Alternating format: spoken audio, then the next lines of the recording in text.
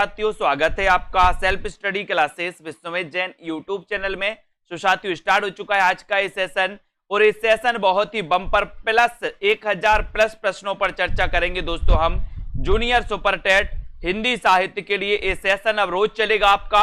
अगर अभी तक आपने हिंदी साहित्य का ऐप डाउनलोड नहीं किया और सेल्फ स्टडी क्लासेस का ऐप डाउनलोड नहीं किया तो दोस्तों ऐप को जरूर डाउनलोड कर लें, ठीक है। साथ ही दोस्तों सेल्फ स्टडी क्लासेस ऐप पर आपके लिए हिंदी साहित्य का एडेड जूनियर सुपर टेट का 20 मॉडल पेपर लॉन्च किए गए और ये 20 मॉडल पेपर 100 नंबर हिंदी के होंगे दोस्तों, जो मात्र 350 में आप इस मॉडल पेपर की प्रैक्टिस कर सकते हैं। जिन भी साथियों को दोस्तों जूनियर सुपर टेट की प्रैक्टिस करना है मॉडल पेपर की, वो आज ही सेल्फ स्टडी क्लासेस में जाकर इस कोर्स में एडमिशन ले सकते हैं, ठीक है। साथ ही दोस्तों हिंदी साहित्य की डेली टेस्ट सीरीज लॉन्च की गई जो कि 1 साल के लिए रहेगी। रोज सुबह 8 बजे इसमें आपको एक टेस्ट डेली मिलेगा 365 दिन के लिए। इसमें आप सब्सक्रिप्शन चाहते हैं तो आप दोस्तों ले सकते हैं एडमिशन और अपना अध्ययन बहुत अच्छा और मजबूत बना सकते हैं। आज से दोस्तों अपन आदिकाल से टॉपिक वाइज कुछ प्रश्नों पर चर्चा करेंगे आपके एग्जाम की दृष्टि से। आज का आपका पहला प्रश्न आपके सामने है, फटाफट से, बिल्कुल सरल क्वेश्चन है, सिर्फ आपको बताते जाना है। बताइए, हिंदी साहित्य की दीर्घकालीन गाथा को सूत्रबद्ध रूप से स्पष्ट करने का सर्वप्रथम प्रयास किसने किया? बताइए। प्रश्न अच्छा है, सभी को बताना है, एक बार लाइक भी करना है। हिंदी साहित्य, बताइए, हिंदी साहित्य की दीर्घकालीन गाथा को सूत्रबद्ध रूप से स्पष्ट करने का सर्वप्रथम प्रयास किसने किया? ये आपका क्वेश्चन है। टेलीग्राम ग्रुप का नाम है IAS स्टडी ट्रिक, ठीक है। अब यहां पर आपको बताना है हिंदी साहित्य की दीर्घकालीन गाथा को, प्रश्न क्रमांक आपका 1 है और इन क्लासों को आपको मिस नहीं करना दोस्तों। 1 में आपका राइट आंसर है कि सर सर्वप्रथम प्रयास किया था गारसादा तासी ने, ठीक है। 1 नंबर आपका बिल्कुल सही हो जाएगा, वेरी गुड आंसर। गारसादा तासी के ग्रंथ का नाम क्या है? दूसरा क्वेश्चन तत्काल आपसे पूछा जाता है कि गारसादा तासी के ग्रंथ का नाम क्या है? बताइए जल्दी से, फटाफट से आपको क्वेश्चन बताना है, लाइक करते जाना है और दोस्तों आगे बढ़ते जाना है। बताएं गारसादा तासी के ग्रंथ का नाम क्या है? ये प्रश्न क्रमांक आपका 2 है और 2 में आपने बताया है कि सर इनके ग्रंथ का नाम है इस्तबारदा ललितुतुर एंदु हिंदुस्तानी, यानी बी नंबर। अब आपको बताना कि ये दोस्तों कितने भागों में प्रकाशित हुआ और कब कब हुआ। राम कुमार वर्मा ने इनका दूसरा भाग जो है ये कब प्रकाशित माना है, इसका आंसर भी आपको बताना है। एक और क्वेश्चन है, इस्तबारदा ललितुतुर एंदु हिंदुस्तानी ग्रंथ किस भाषा में लिखा गया? पूरे प्रश्न आपको अच्छे से पढ़ना है, अपन बिल्कुल शुरुआत से पढ़ रहे हैं, बहुत बढ़िया अध्ययन कर रहे हैं। प्रश्न क्रमांक 3 का आंसर बताना है आपको। हिंदी, फ्रेंच, अंग्रेजी या फिर उर्दू, यानी कि 3 नंबर का सभी लोग बताएंगे। प्रश्न क्रमांक 3 में आपको चयन करना है और 3 का आपने बताया कि सर ये जो ग्रंथ है ये ग्रंथ पेरिस से प्रकाशित हुआ था और ये फ्रेंच भाषा में लिखा गया। बिल्कुल सही आंसर है, वेरी गुड, है ना। तबकातु सुइरा के लेखक कौन है? प्रश्न क्रमांक 4 में बताएं जल्दी से। और जिन भी साथियों को जूनियर सुपर टेट का मॉडल पेपर लेना है 100 नंबर हिंदी के लिए, वो मॉडल पेपर 20 मॉडल पेपर ले सकते हैं मात्र 350 में दोस्तों। 350 में सेल्फ स्टडी क्लासेस ऐप में इन मॉडल पेपर का प्रैक्टिस लगा सकते हैं। संभावित प्रश्नों को लेकर के मॉडल पेपर बनाए हैं, इंपॉर्टेंट। प्रश्न क्रमांक 4 का आंसर आपने बताया है कि सर इसका उत्तर है मौलवी करीमुद्दीन, यानी कि आपका डी नंबर जो है ये डी नंबर बिल्कुल सही है, बहुत बढ़िया आंसर। निम्न में से किस ग्रंथ को अंग्रेजी में उर्दू कवियों का इतिहास और उर्दू में हिंदी शायरी का तज़किरा कहा जाता है? प्रश्न क्रमांक 5 बताइए, किस ग्रंथ को अंग्रेजी में उर्दू कवियों का इतिहास और उर्दू में हिंदी शायरी का तज़किरा कहा जाता है? ये क्वेश्चन आपसे पूछा गया है, तब आपका राइट आंसर क्या हो जाएगा? बताइए। प्रश्न क्रमांक 5 में, और 5 में आपने बिल्कुल सही आंसर लगाया है, सी नंबर, यानी कि तजकिरा, ए सुईरा, ई हिंदी, यानी कि सी आपका बिल्कुल सही है। वेरी गुड आंसर, बहुत बढ़िया। अगले क्वेश्चन की ओर जाते हैं। हिंदी साहित्य इतिहास की नींव का पत्थर किसे माना गया? हिंदी साहित्य इतिहास का नींव का पत्थर किसे माना गया? जल्दी से बताना है। उत्तर क्या हो जाएगा प्रश्न क्रमांक 6 में? 6 का आंसर है, बहुत ही बढ़िया आंसर है। और 6 में हिंदी साहित्य की इतिहास की नींव का पत्थर पूछा गया आपसे, तो नींव का पत्थर किसे माना जाता है? दोस्तों, आपने हिंदी साहित्य का इतिहास पढ़ा है और इतिहास की एक शर्त होती है कि उसमें काल विभाजन होना जरूरी होता है। ठीक है, काल विभाजन क्या होता है? जरूरी होता है। तो काल विभाजन के आधार पर जो प्रमुख ग्रंथ या प्रथम ग्रंथ माना जाता है, जिसे नींव का पत्थर कहें, तो वो हो जाएगा कौन सा? The modern vernacular literature of Hindustan, यानी कि आपका 1 नंबर बिल्कुल सही है। ठीक है, वेरी गुड आंसर। हिंदी साहित्य का प्रथम इतिहास ग्रंथ माना गया, किसे माना गया बताइए? प्रथम इतिहास ग्रंथ किसे माना गया? प्रश्न क्रमांक 7 में इन क्वेश्चनों को आपको फटाफट से हल करते जाना है। हिंदी साहित्य का प्रथम इतिहास ग्रंथ किसे माना गया? प्रश्न क्रमांक 7 है, अच्छा क्वेश्चन है और साथ में आपका सीधा आंसर जा रहा है। हिंदी साहित्य का प्रथम इतिहास ग्रंथ किसे माना जाता है? तो हिंदी साहित्य का जो प्रथम इतिहास ग्रंथ माना जाता है वो इस्तवारदा ललितुत्र एंदु हिंदुस्तानी माना जाता है। दोस्तों, ये नंबर आपका, ये हिंदी साहित्य का प्रथम इतिहास ग्रंथ माना जाता है। ठीक है, तो यहां पर आपका उत्तर हो जाएगा 1 नंबर। ठीक है, 1 नंबर आपका बिल्कुल सही है, वेरी गुड। हिंदी कवियों का प्रथम वृत्त संग्रहकार कौन है? प्रश्न क्रमांक 8 का आंसर आपको चयन करना है। 8 में आपका राइट आंसर क्या होता है? एक बार वीडियो को लाइक करके अपने मित्रों तक शेयर जरूर कर दो और सेल्फ स्टडी क्लासेस ऐप को डाउनलोड जरूर कर लो साथियों। जल्दी से बताएं प्रश्न क्रमांक 8 में आपका राइट आंसर क्या है? और प्रश्न क्रमांक 8 का आंसर, हिंदी कवियों का प्रथम वृत्त संग्रहकार किसे माना जाता है? ये आपका क्वेश्चन है और सीधा आंसर आपका 8 में जा रहा है कि सर वो माना जाता है किसको? शिव सेंगर को, यानी कि आपका जो सी नंबर है ये बिल्कुल सही है। इनके ग्रंथ का नाम आपको बताना है, शिव सेंगर का ग्रंथ कौन सा है बताइए। और ये प्रश्न क्रमांक 9 है कि हिंदी साहित्य इतिहास लेखन में सबसे पहले काल विभाजन, प्रवृत्ति निरूपण और मूल्यांकन किसने किया? बहुत अच्छे प्रश्न हैं, आपसे बनेंगे और आपसे बनने भी चाहिए। ये क्वेश्चन हमेशा पूछे जाते हैं दोस्तों, तो बताएं, फटाक से चयन करें। हिंदी साहित्य इतिहास लेखन में सबसे पहले काल विभाजन किसने किया? काल विभाजन किसने किया बताइए। और आपका सीधा आंसर यहां पर जा रहा है, क्या जा रहा है? आंसर आपका जा रहा है प्रश्न क्रमांक 9 में डॉक्टर ग्रियर्सन, यानी कि आपका जो डी नंबर है, डी नंबर ये बिल्कुल सही हो जाएगा। ठीक है, ये आपका डी नंबर बिल्कुल सही है, बहुत बढ़िया आंसर, ग्रियर्सन आपका राइट आंसर है। अगले क्वेश्चन की ओर आते हैं। आपको बताना यहां पर एशियाटिक सोसाइटी ऑफ बंगाल की पत्रिका के विशेषांक सन 1888 ईस्वी में किस ग्रंथ का प्रकाशन हुआ? किस ग्रंथ का प्रकाशन हुआ बताइए। डॉक्टर ग्रियर्सन कृत मॉडर्न वर्नाकुलर का, या आचार्य शुक्ल कृत हिंदी साहित्य के इतिहास का, या फिर डॉक्टर गणपति चंद्र गुप्त कृत हिंदी साहित्य का वैज्ञानिक इतिहास, या फिर हिंदी साहित्य का आलोचनात्मक इतिहास? बताएं 1888 में किस ग्रंथ का प्रकाशन हुआ है? कौन कौन सही आंसर बता रहा है? ये तो सभी को पता है कि सर डॉक्टर ग्रियर्सन के जो modern vernacular literature of Hindustan है ये ग्रियर्सन का ग्रंथ है, यानी कि आपका उत्तर 1 नंबर जो है ये बिल्कुल सही हो जाएगा। ठीक है, हिंदी साहित्य का इतिहास ये रामचंद्र शुक्ल ने लिखा, हिंदी साहित्य का वैज्ञानिक इतिहास ये गणपति चंद्रगुप्त ने, और हिंदी साहित्य का आलोचनात्मक इतिहास लिखा था 1938 में राम कुमार वर्मा ने।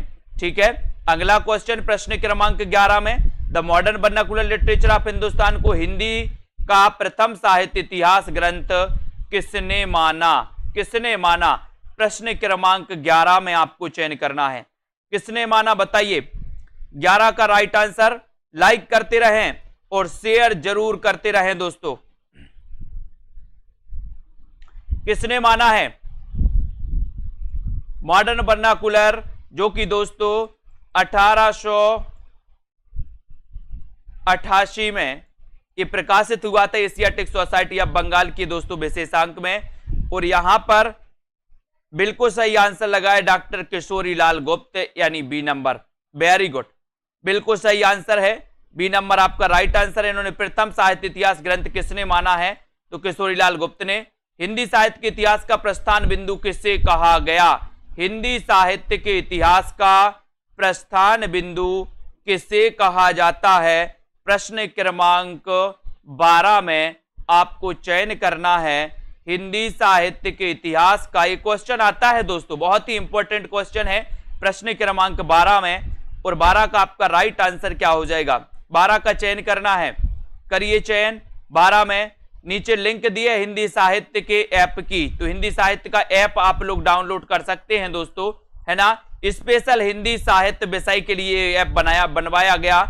और यहां पर प्रस्थान बिंदु किसे कहा जाता है, तो वो कहा जाता है शिव सिंह सरोज को, जो कि शिव सिंह सेंगर की रचना है, यानी कि आपका दोस्तों सी नंबर बिल्कुल सही। Very good. डॉक्टर ग्रियर्सन ने अपने साहित्य इतिहास ग्रंथ लेखन में सर्वाधिक सहायता किससे दी, किससे दी सर्वाधिक सहायता डॉक्टर ग्रियर्सन ने। प्रश्न क्रमांक 13 का आंसर बताइए। ग्रियर्सन ने सबसे ज्यादा सहायता किस ग्रंथ से ली है, ये आपका क्वेश्चन है।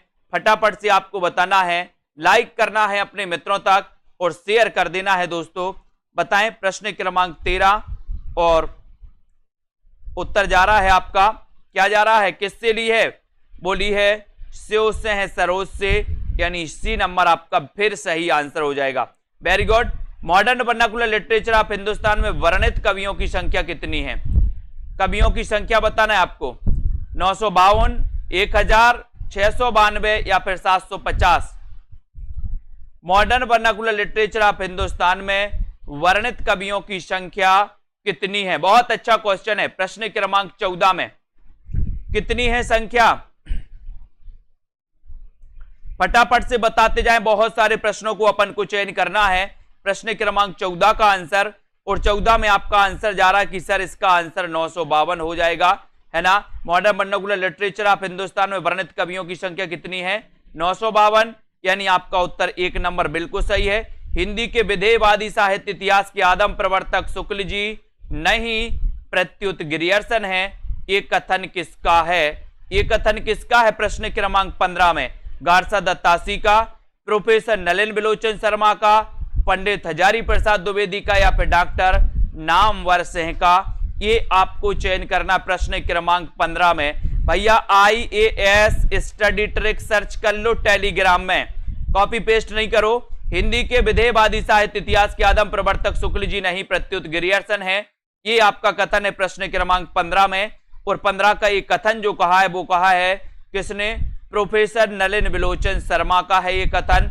बी नंबर आपका बिल्कुल सही है, B number. Very good. The modern vernacular literature of Hindustan Hindi के अध्येताओं की दृष्टि का केंद्र बिंदु नहीं बन सका, क्योंकि, क्यों नहीं बन सका बताइए। वैसे उसे सरोज के आधार पर लिखा गया है,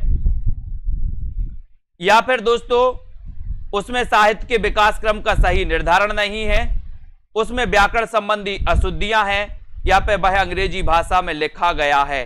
प्रश्न क्रमांक 16,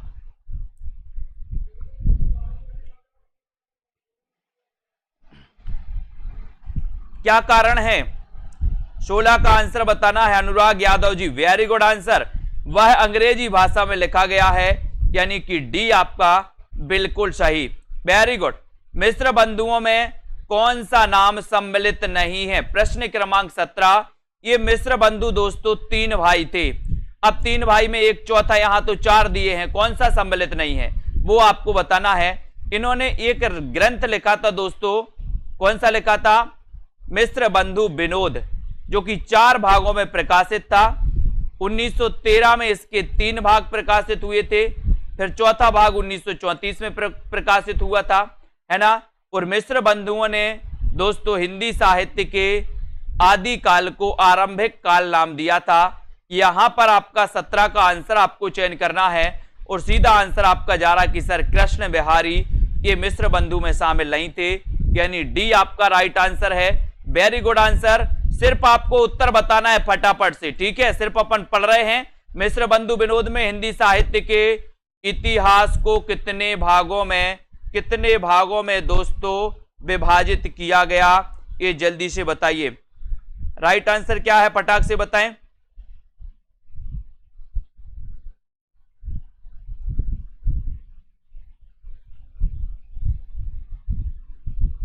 प्रश्न क्रमांक आपका 18 है। 18 का आंसर बताना है और सीधा आंसर जा रहा है कि सर अगर आप कहोगे 18 में मिश्र बंधु विनोद में हिंदी साहित्य के इतिहास को कितने कालों में विभाजित किया गया। अब देखो यहां पर बहुत सारे लोग कंफ्यूज होंगे, यही तो क्वेश्चन है दोस्तों। 18 का आंसर 18 में बहुत सारे लोगों ने बी लगा दिया, 4 भागों में लगा दिया। बहुत बढ़िया, यहां पर भागों में नहीं पूछा था भैया, कालों में पूछा था। जिनको मैंने कई बार बताया उनने राइट बताया। यहां पर आपका आंसर ए नंबर है।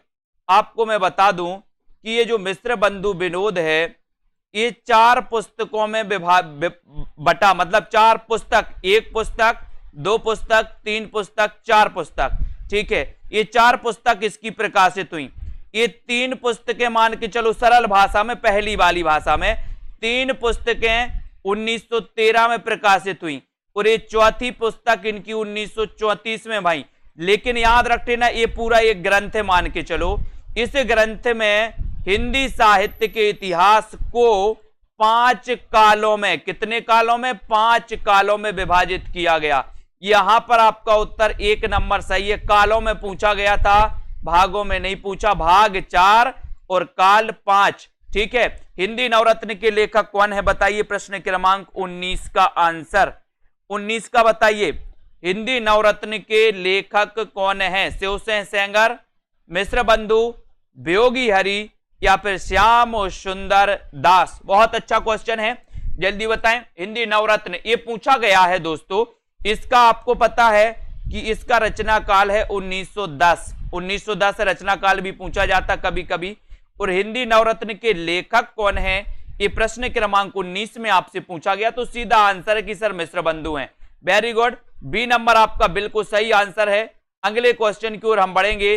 पादरी F.E.K. द्वारा लिखा गया हिंदी साहित्य इतिहास ग्रंथ किस नाम से प्रकाशित हुआ। किस नाम से प्रकाशित हुआ बताएं जल्दी से, किस नाम से प्रकाशित हुआ। तो यहां पर पादरी F.E.K. द्वारा बताना है। प्रश्न क्रमांक 20 का आंसर सभी से बनेगा दोस्तों। आंसर क्या हो जाएगा, विकल्प number C, a history of Hindi literature, यानी कि आपका सी नंबर बिल्कुल सही है। C number right answer, very good. Viyogi Hari को ब्रज माधुरी सार के संपादन की प्रेरणा किससे मिली। वियोगी हरि को ब्रज माधुरी सार के संपादन की प्रेरणा कहां से मिली। 21 का आंसर आपको चयन करना है। लाइक कर दो एक बार सभी साथी, अपने मित्रों तक शेयर भी कर दो। और दोस्तों जिनको भी जूनियर सुपर टेट का हिंदी का मॉडल पेपर लगाना है वो सभी साथी मॉडल पेपर से जुड़ जाएं दोस्तों। सेल्फ स्टडी क्लासेस ऐप से जुड़ जाएं और मॉडल पेपर मात्र 350 में लेकर के अपनी प्रैक्टिस को बहुत अच्छा बना सकते हैं।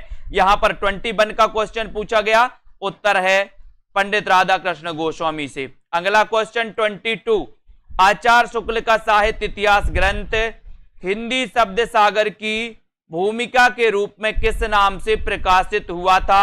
ये क्वेश्चन अभी शायद जीआईसी में पूछा गया था दोस्तों, या पीजीटी में ये क्वेश्चन आता ही है।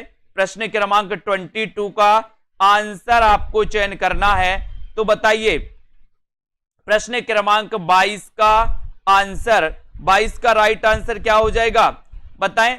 22, जो भी हमारे मास्टर कैडर वाले साथी हैं वो भी कोर्स में एडमिशन ले सकते हैं, हिंदी साहित्य के संपूर्ण कोर्स में, है ना। उनके लिए मॉडल पेपर भी लॉन्च किया गया है। 22 का आंसर आपको चयन करना है और सीधा आंसर आपका जा रहा है हिंदी साहित्य का विकास नाम से। ये प्रकाशित हुआ था। Very good. आचार्य रामचंद्र शुक्ल कृत हिंदी साहित्य का इतिहास का प्रकाशन वर्ष क्या है? 23 में बताइए जल्दी से। जीआईसी में आया था। हाँ, तो बताइए यहां पर आचार्य रामचंद्र शुक्ल कृत हिंदी साहित्य का इतिहास का प्रकाशन वर्ष है तो क्या है? हिंदी साहित्य का इतिहास का, तो प्रश्न क्रमांक 23 में आपका राइट आंसर चला जाएगा कि सर ये प्रकाशित हुआ था 1929 में।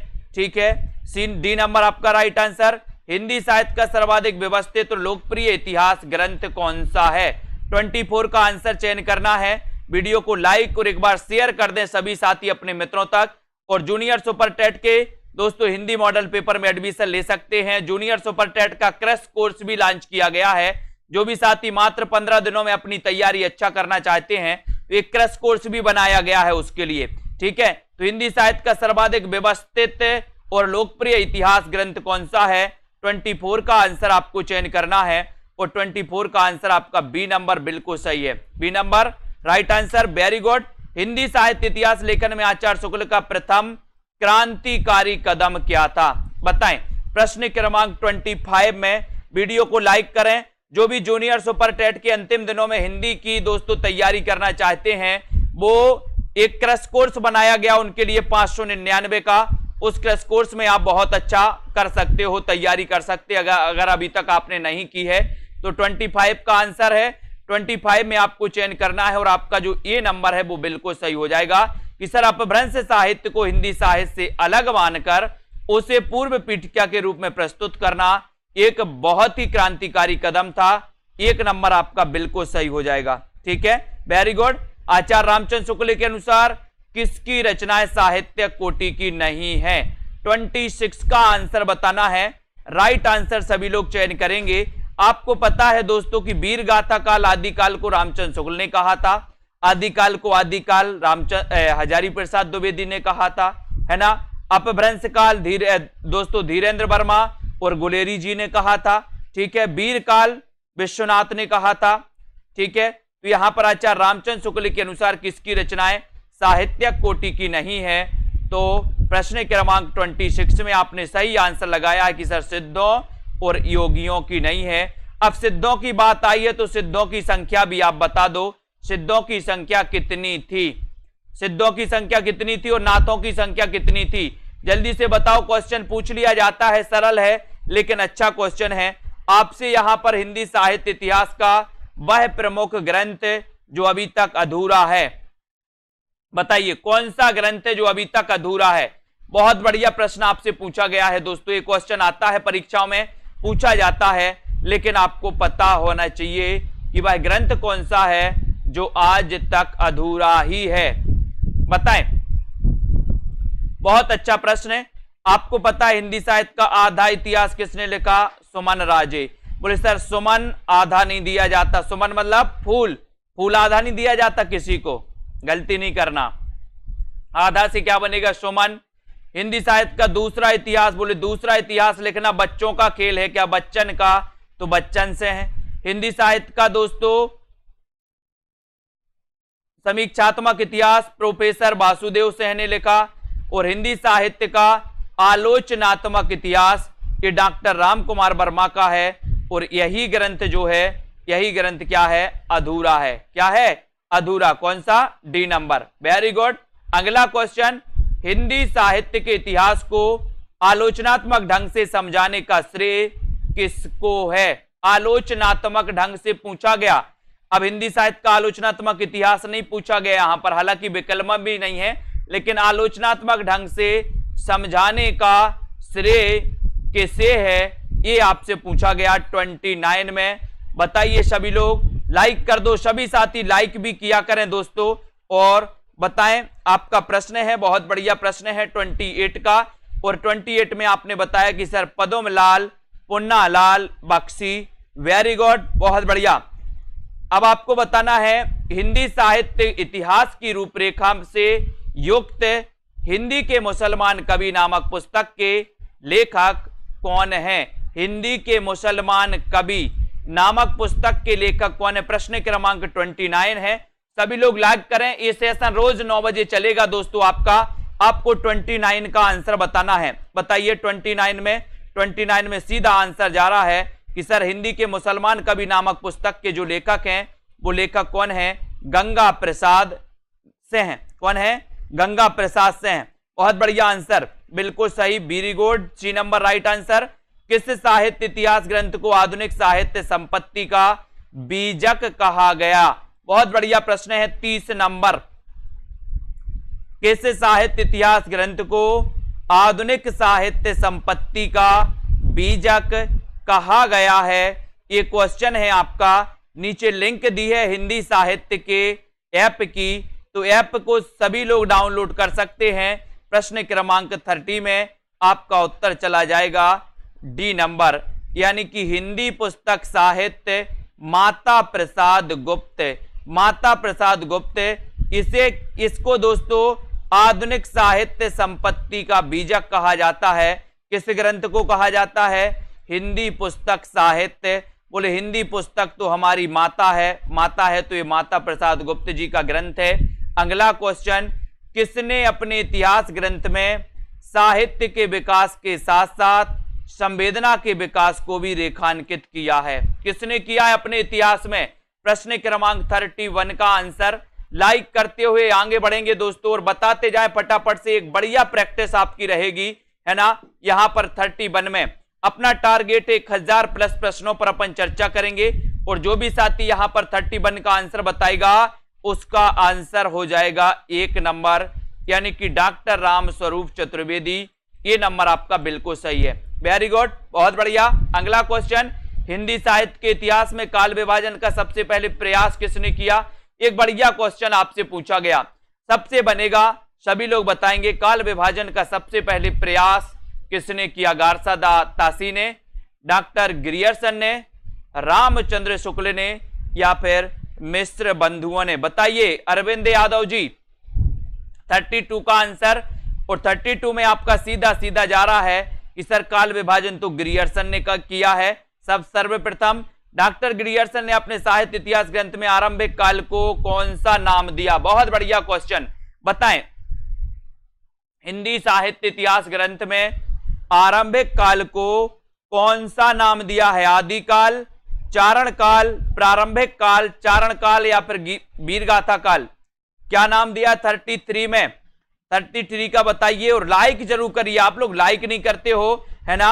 33 में आपको बताना, गुरु दक्षिणा दे के नहीं जाते हो, गुरु दक्षिणा में कम से कम लाइक करके ही जाया करो आप लोग। 33 का आंसर, राइट आंसर है चारण काल, यानी C number right answer, very good. George Grierson ने हिंदी साहित्य का आरंभ कब से माना? कब से माना बताइए? 6वीं सदी से, 7वीं से, 8वीं से, या फिर 9वीं सदी से? 34 का आंसर, वेरी गुड, बहुत बढ़िया आंसर आ रहा है आप लोगों का कि जॉर्ज ग्रियर्सन ने हिंदी साहित्य का आरंभिक जो आरंभ है वो कब से माना है। ये आपसे क्वेश्चन पूछा गया और सीधा आंसर है 8वीं सदी से। कब से माना? 8वीं सदी, यानी C number. The modern vernacular literature of Hindustan के किस अध्याय में काल विभाजन का स्पष्ट निर्देश है? ये दोस्तों जो ये ग्रंथ है ये 1888 में प्रकाशित हुआ, ठीक है, और इसमें सबसे पहले काल विभाजन किया गया, अंग्रेजी भाषा में प्रकाशित हुआ, है ना। बंगाल की एशियाटिक सोसाइटी आप दोस्तों इसके पत्रिका के विशेषांक में प्रकाशित हुआ। लेकिन आपको इसमें बताना कि काल विभाजन का जो स्पष्ट निर्देश दिया है वो कौन से अध्याय में दिया है, ये आपको बताना है। 35 का आंसर है आपका कि सर 12वें अध्याय में। कौन से अध्याय में? 12वें अध्याय, यानी आपका उत्तर डी नंबर जो लगाया है। बहुत बढ़िया आशा जोशी जी, वेरी गुड। हिंदी साहित्य के आदिकाल को आरंभिक काल नाम से अभिहित किसने किया?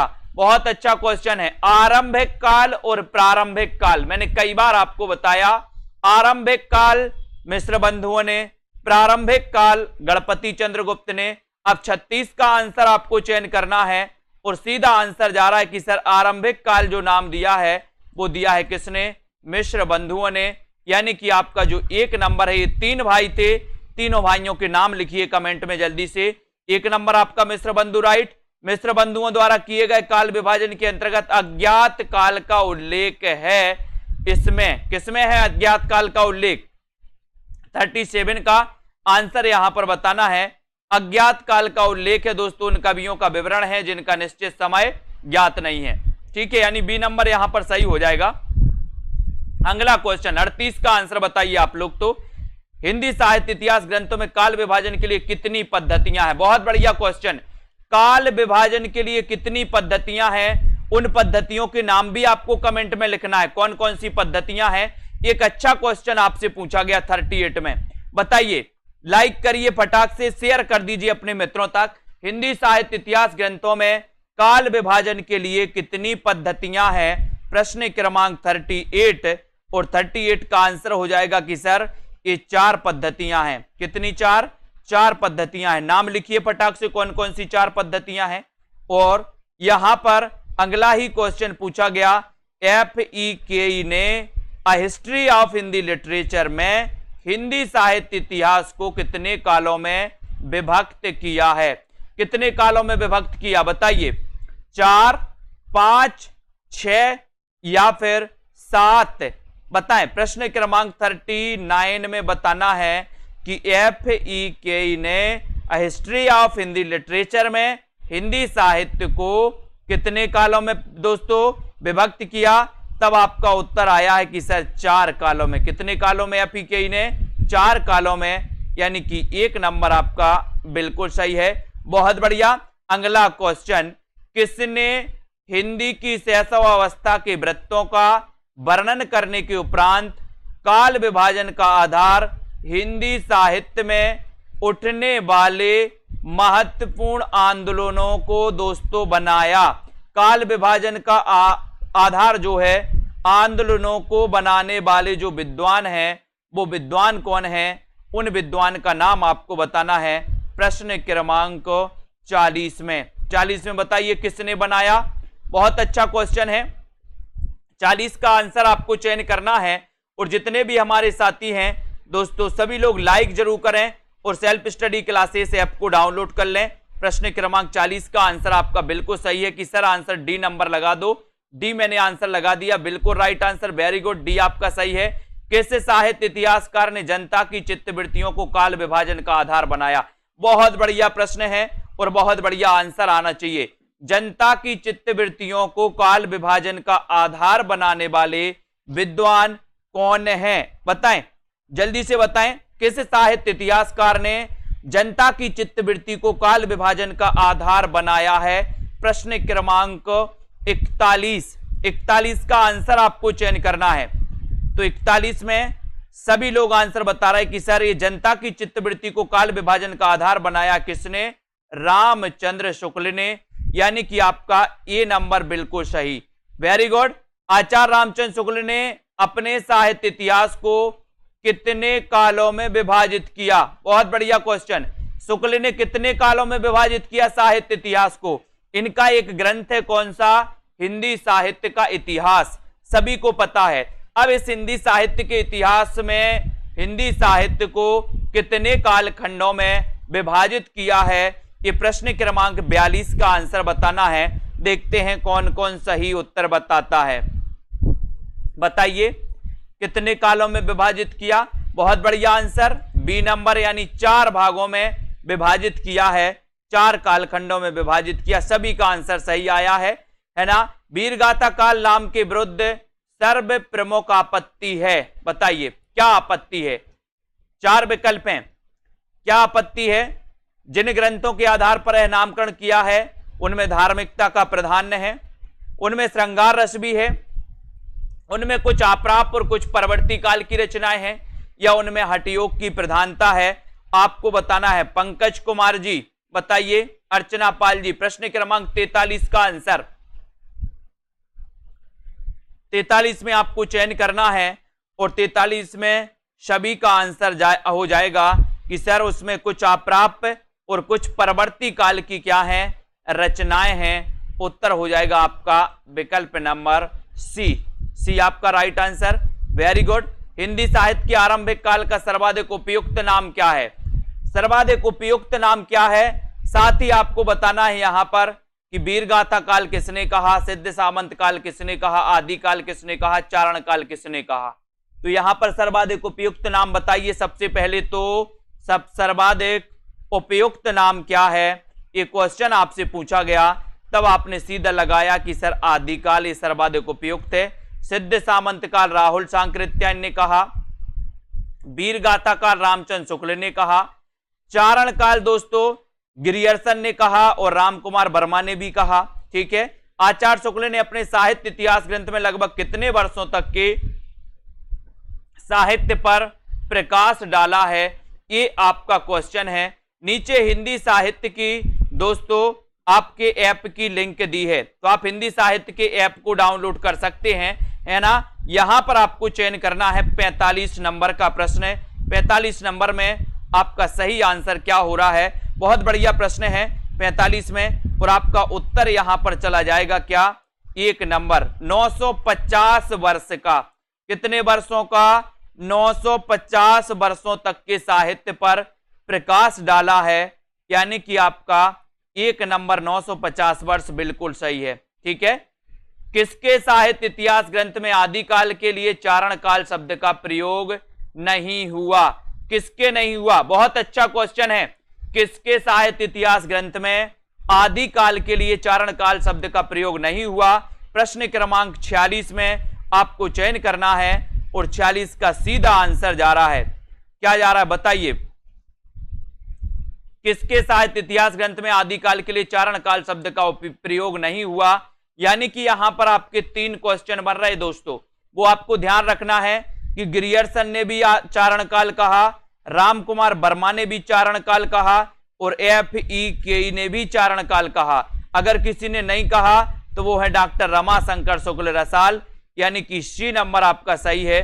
ठीक है, वेरी गुड। हिंदी के आदिकाल को सिद्ध सामंत युग किसने कहा, विकल्प बिना विकल्प के बताइए, सिद्ध सामंत युग किसने कहा। प्रश्न क्रमांक 47 में सभी से आंसर बनेगा।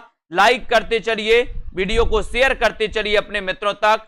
सिद्ध सामंत युग किसने कहा, ये आपका क्वेश्चन है, शेयर करिए दोस्तों। सिद्ध सामंत युग किसने कहा, और यहां पर आपका सही आंसर चला जाएगा कि सर पंडित राहुल सांकृत्यायन ने सिद्ध सामंत युग कहा, यानी D नंबर आपका बिल्कुल सही, वेरी गुड। आदिकाल का विशद विश्लेषण करने का जो श्रेय है वो किसको है, आपको चयन करना है। आदिकाल का विशद विश्लेषण करने का श्रेय किसको है, हजारी प्रसाद द्विवेदी को, नंदुलाल वाजपेयी, रामकुमार वर्मा, या फिर अयोध्या सिंह उपाध्याय हरिऔध। यानी कि प्रश्न क्रमांक 48 का आंसर चयन करना है, और आदिकाल का विशद विश्लेषण करने का जो श्रेय है वो श्रेय जाता है, किसको जाता है। ऐसे कितने साथी हैं जिन्होंने अभी तक वीडियो को लाइक नहीं किया, और आंसर हो जाएगा हजारी प्रसाद द्विवेदी।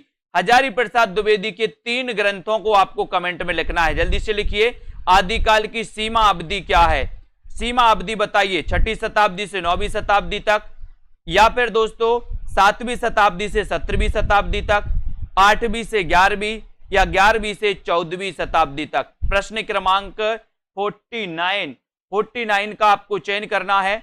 49 में आपका सीधा आंसर क्या जा रहा है कि सर जो आदिकाल की समय अवधि है वो क्या है, समय अवधि बताना है आदिकाल की, और सीधा आंसर आपका चला गया कि 11वीं शताब्दी से लेकर के 14वीं शताब्दी जो है इसकी समय सीमा मानी जाती है।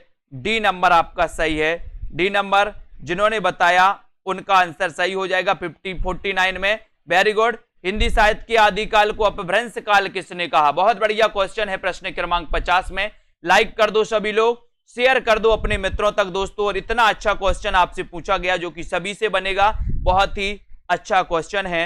हिंदी साहित्य के आदिकाल को अपभ्रंश काल कहने वाले जो विद्वान हैं वो विद्वान कौन है, ऐसा क्वेश्चन आपसे पूछा गया, और सीधा आंसर आपका चला गया कि सर अपभ्रंश काल कहा था, किसने कहा था, धीरेन्द्र वर्मा ने भी कहा था, और दोस्तों किसने कहा था, गुलेरी जी ने भी कहा था। चंद्रधर शर्मा गुलेरी और धीरेन्द्र वर्मा दोनों ने कहा था अपभ्रंश काल। आदिकाल को बीज वपन काल किसने नाम दिया, बीज वपन काल नाम किसने दिया बताएं। प्रश्न क्रमांक आपका 51 है। लाइक करें, अपने मित्रों तक शेयर करो। आदिकाल को बीज वपन काल नाम किसने दिया? 51 में 51 का जिनको भी दोस्तों हिंदी साहित्य के जूनियर सुपर टेट के हिंदी के मॉडल पेपर में एडमिशन लेना है वो मात्र 350 में 20 मॉडल पेपर हल कर सकते हैं। और महावीर प्रसाद द्विवेदी यानी बी नंबर आपका राइट आंसर। आदिकालीन साहित्य का प्रमुख रस है तो कौन सा है? प्रमुख रस कौन सा है आदिकालीन साहित्य का? शांत, करुण, हास्य या फिर वीर? यानी कि 52 का आंसर आपको चयन करना है। और आदिकालीन साहित्य का जो प्रमुख रस है वो रस है वीर। कौन सा है? वीर, यानी आपका सी नंबर बिल्कुल सही है। सी नंबर आपका राइट आंसर है। आचार्य रामचंद्र शुक्ल ने आदिकाल के तृतीय प्रकरण में किसका विवेचन किया? आदिकाल के तृतीय प्रकरण में बताना है आपको, बताएं किसका किया है। प्रश्न क्रमांक 53 का आंसर, और 53 में आपका आंसर क्या हो जाएगा देखते हैं। बहुत सारे लोग गलत बताएंगे इस क्वेश्चन को, थोड़ा सा घुमा के पूछा गया है लेकिन क्वेश्चन बड़ा अच्छा है कि आचार्य रामचंद्र शुक्ल ने आदिकाल के तृतीय प्रकरण में किसका विवेचन किया है?